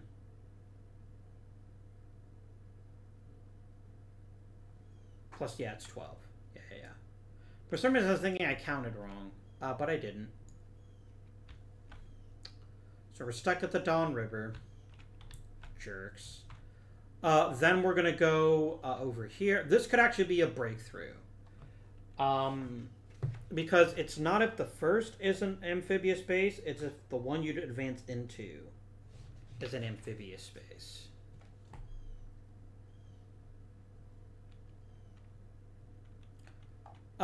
So we have a total of 14. They only have 2, which means we're going to roll this and add 2. But I don't think we even have to do that, because a breakthrough can only ever happen once, right? I don't even know why I'd bother rolling it. Oh, because then I at least have to make sure that it's, I have to roll it. So I add for addition. Okay. So we're gonna advance in southern Italy. There's nothing they can do about that. That's 12 and 14. And it's for each one beyond 10, right? So then I roll the die, and then I add +1 for each point. So we're going to add a +4 to this die roll. We want it to be as big as possible. If this is also over than 10, we get a breakthrough. Yeah. So what happens is this is removed from the game. And I go 1, 2. And I instantly get 2 VP. Very nice. Most of these that you see printed on these tiles, they only kick in when you at the end of the game. There's a couple of minor exceptions, and this is one of them. If the U.S. had gotten there first, then they would have gotten the 2 points. But I got there first, so I get the 2 points. So suck on that, Americans. Western Europe is done. Let's go ahead and get ourselves some Pacific. Far East, I just need to get a 2 or a 1, and then I get to advance. Yeah. So we actually advance. Nice work. Now, Manchuria. I will not enter this space until someone puts the declare war on Japan issue in there. So we'll need to... that'll be something else to think about for the next video. Here, this is 4v2. It's basically a wash. So again, we need to get a 2 or less to advance. Is that a 7 or a 1? That's a 1. Awesome. We are moving right along.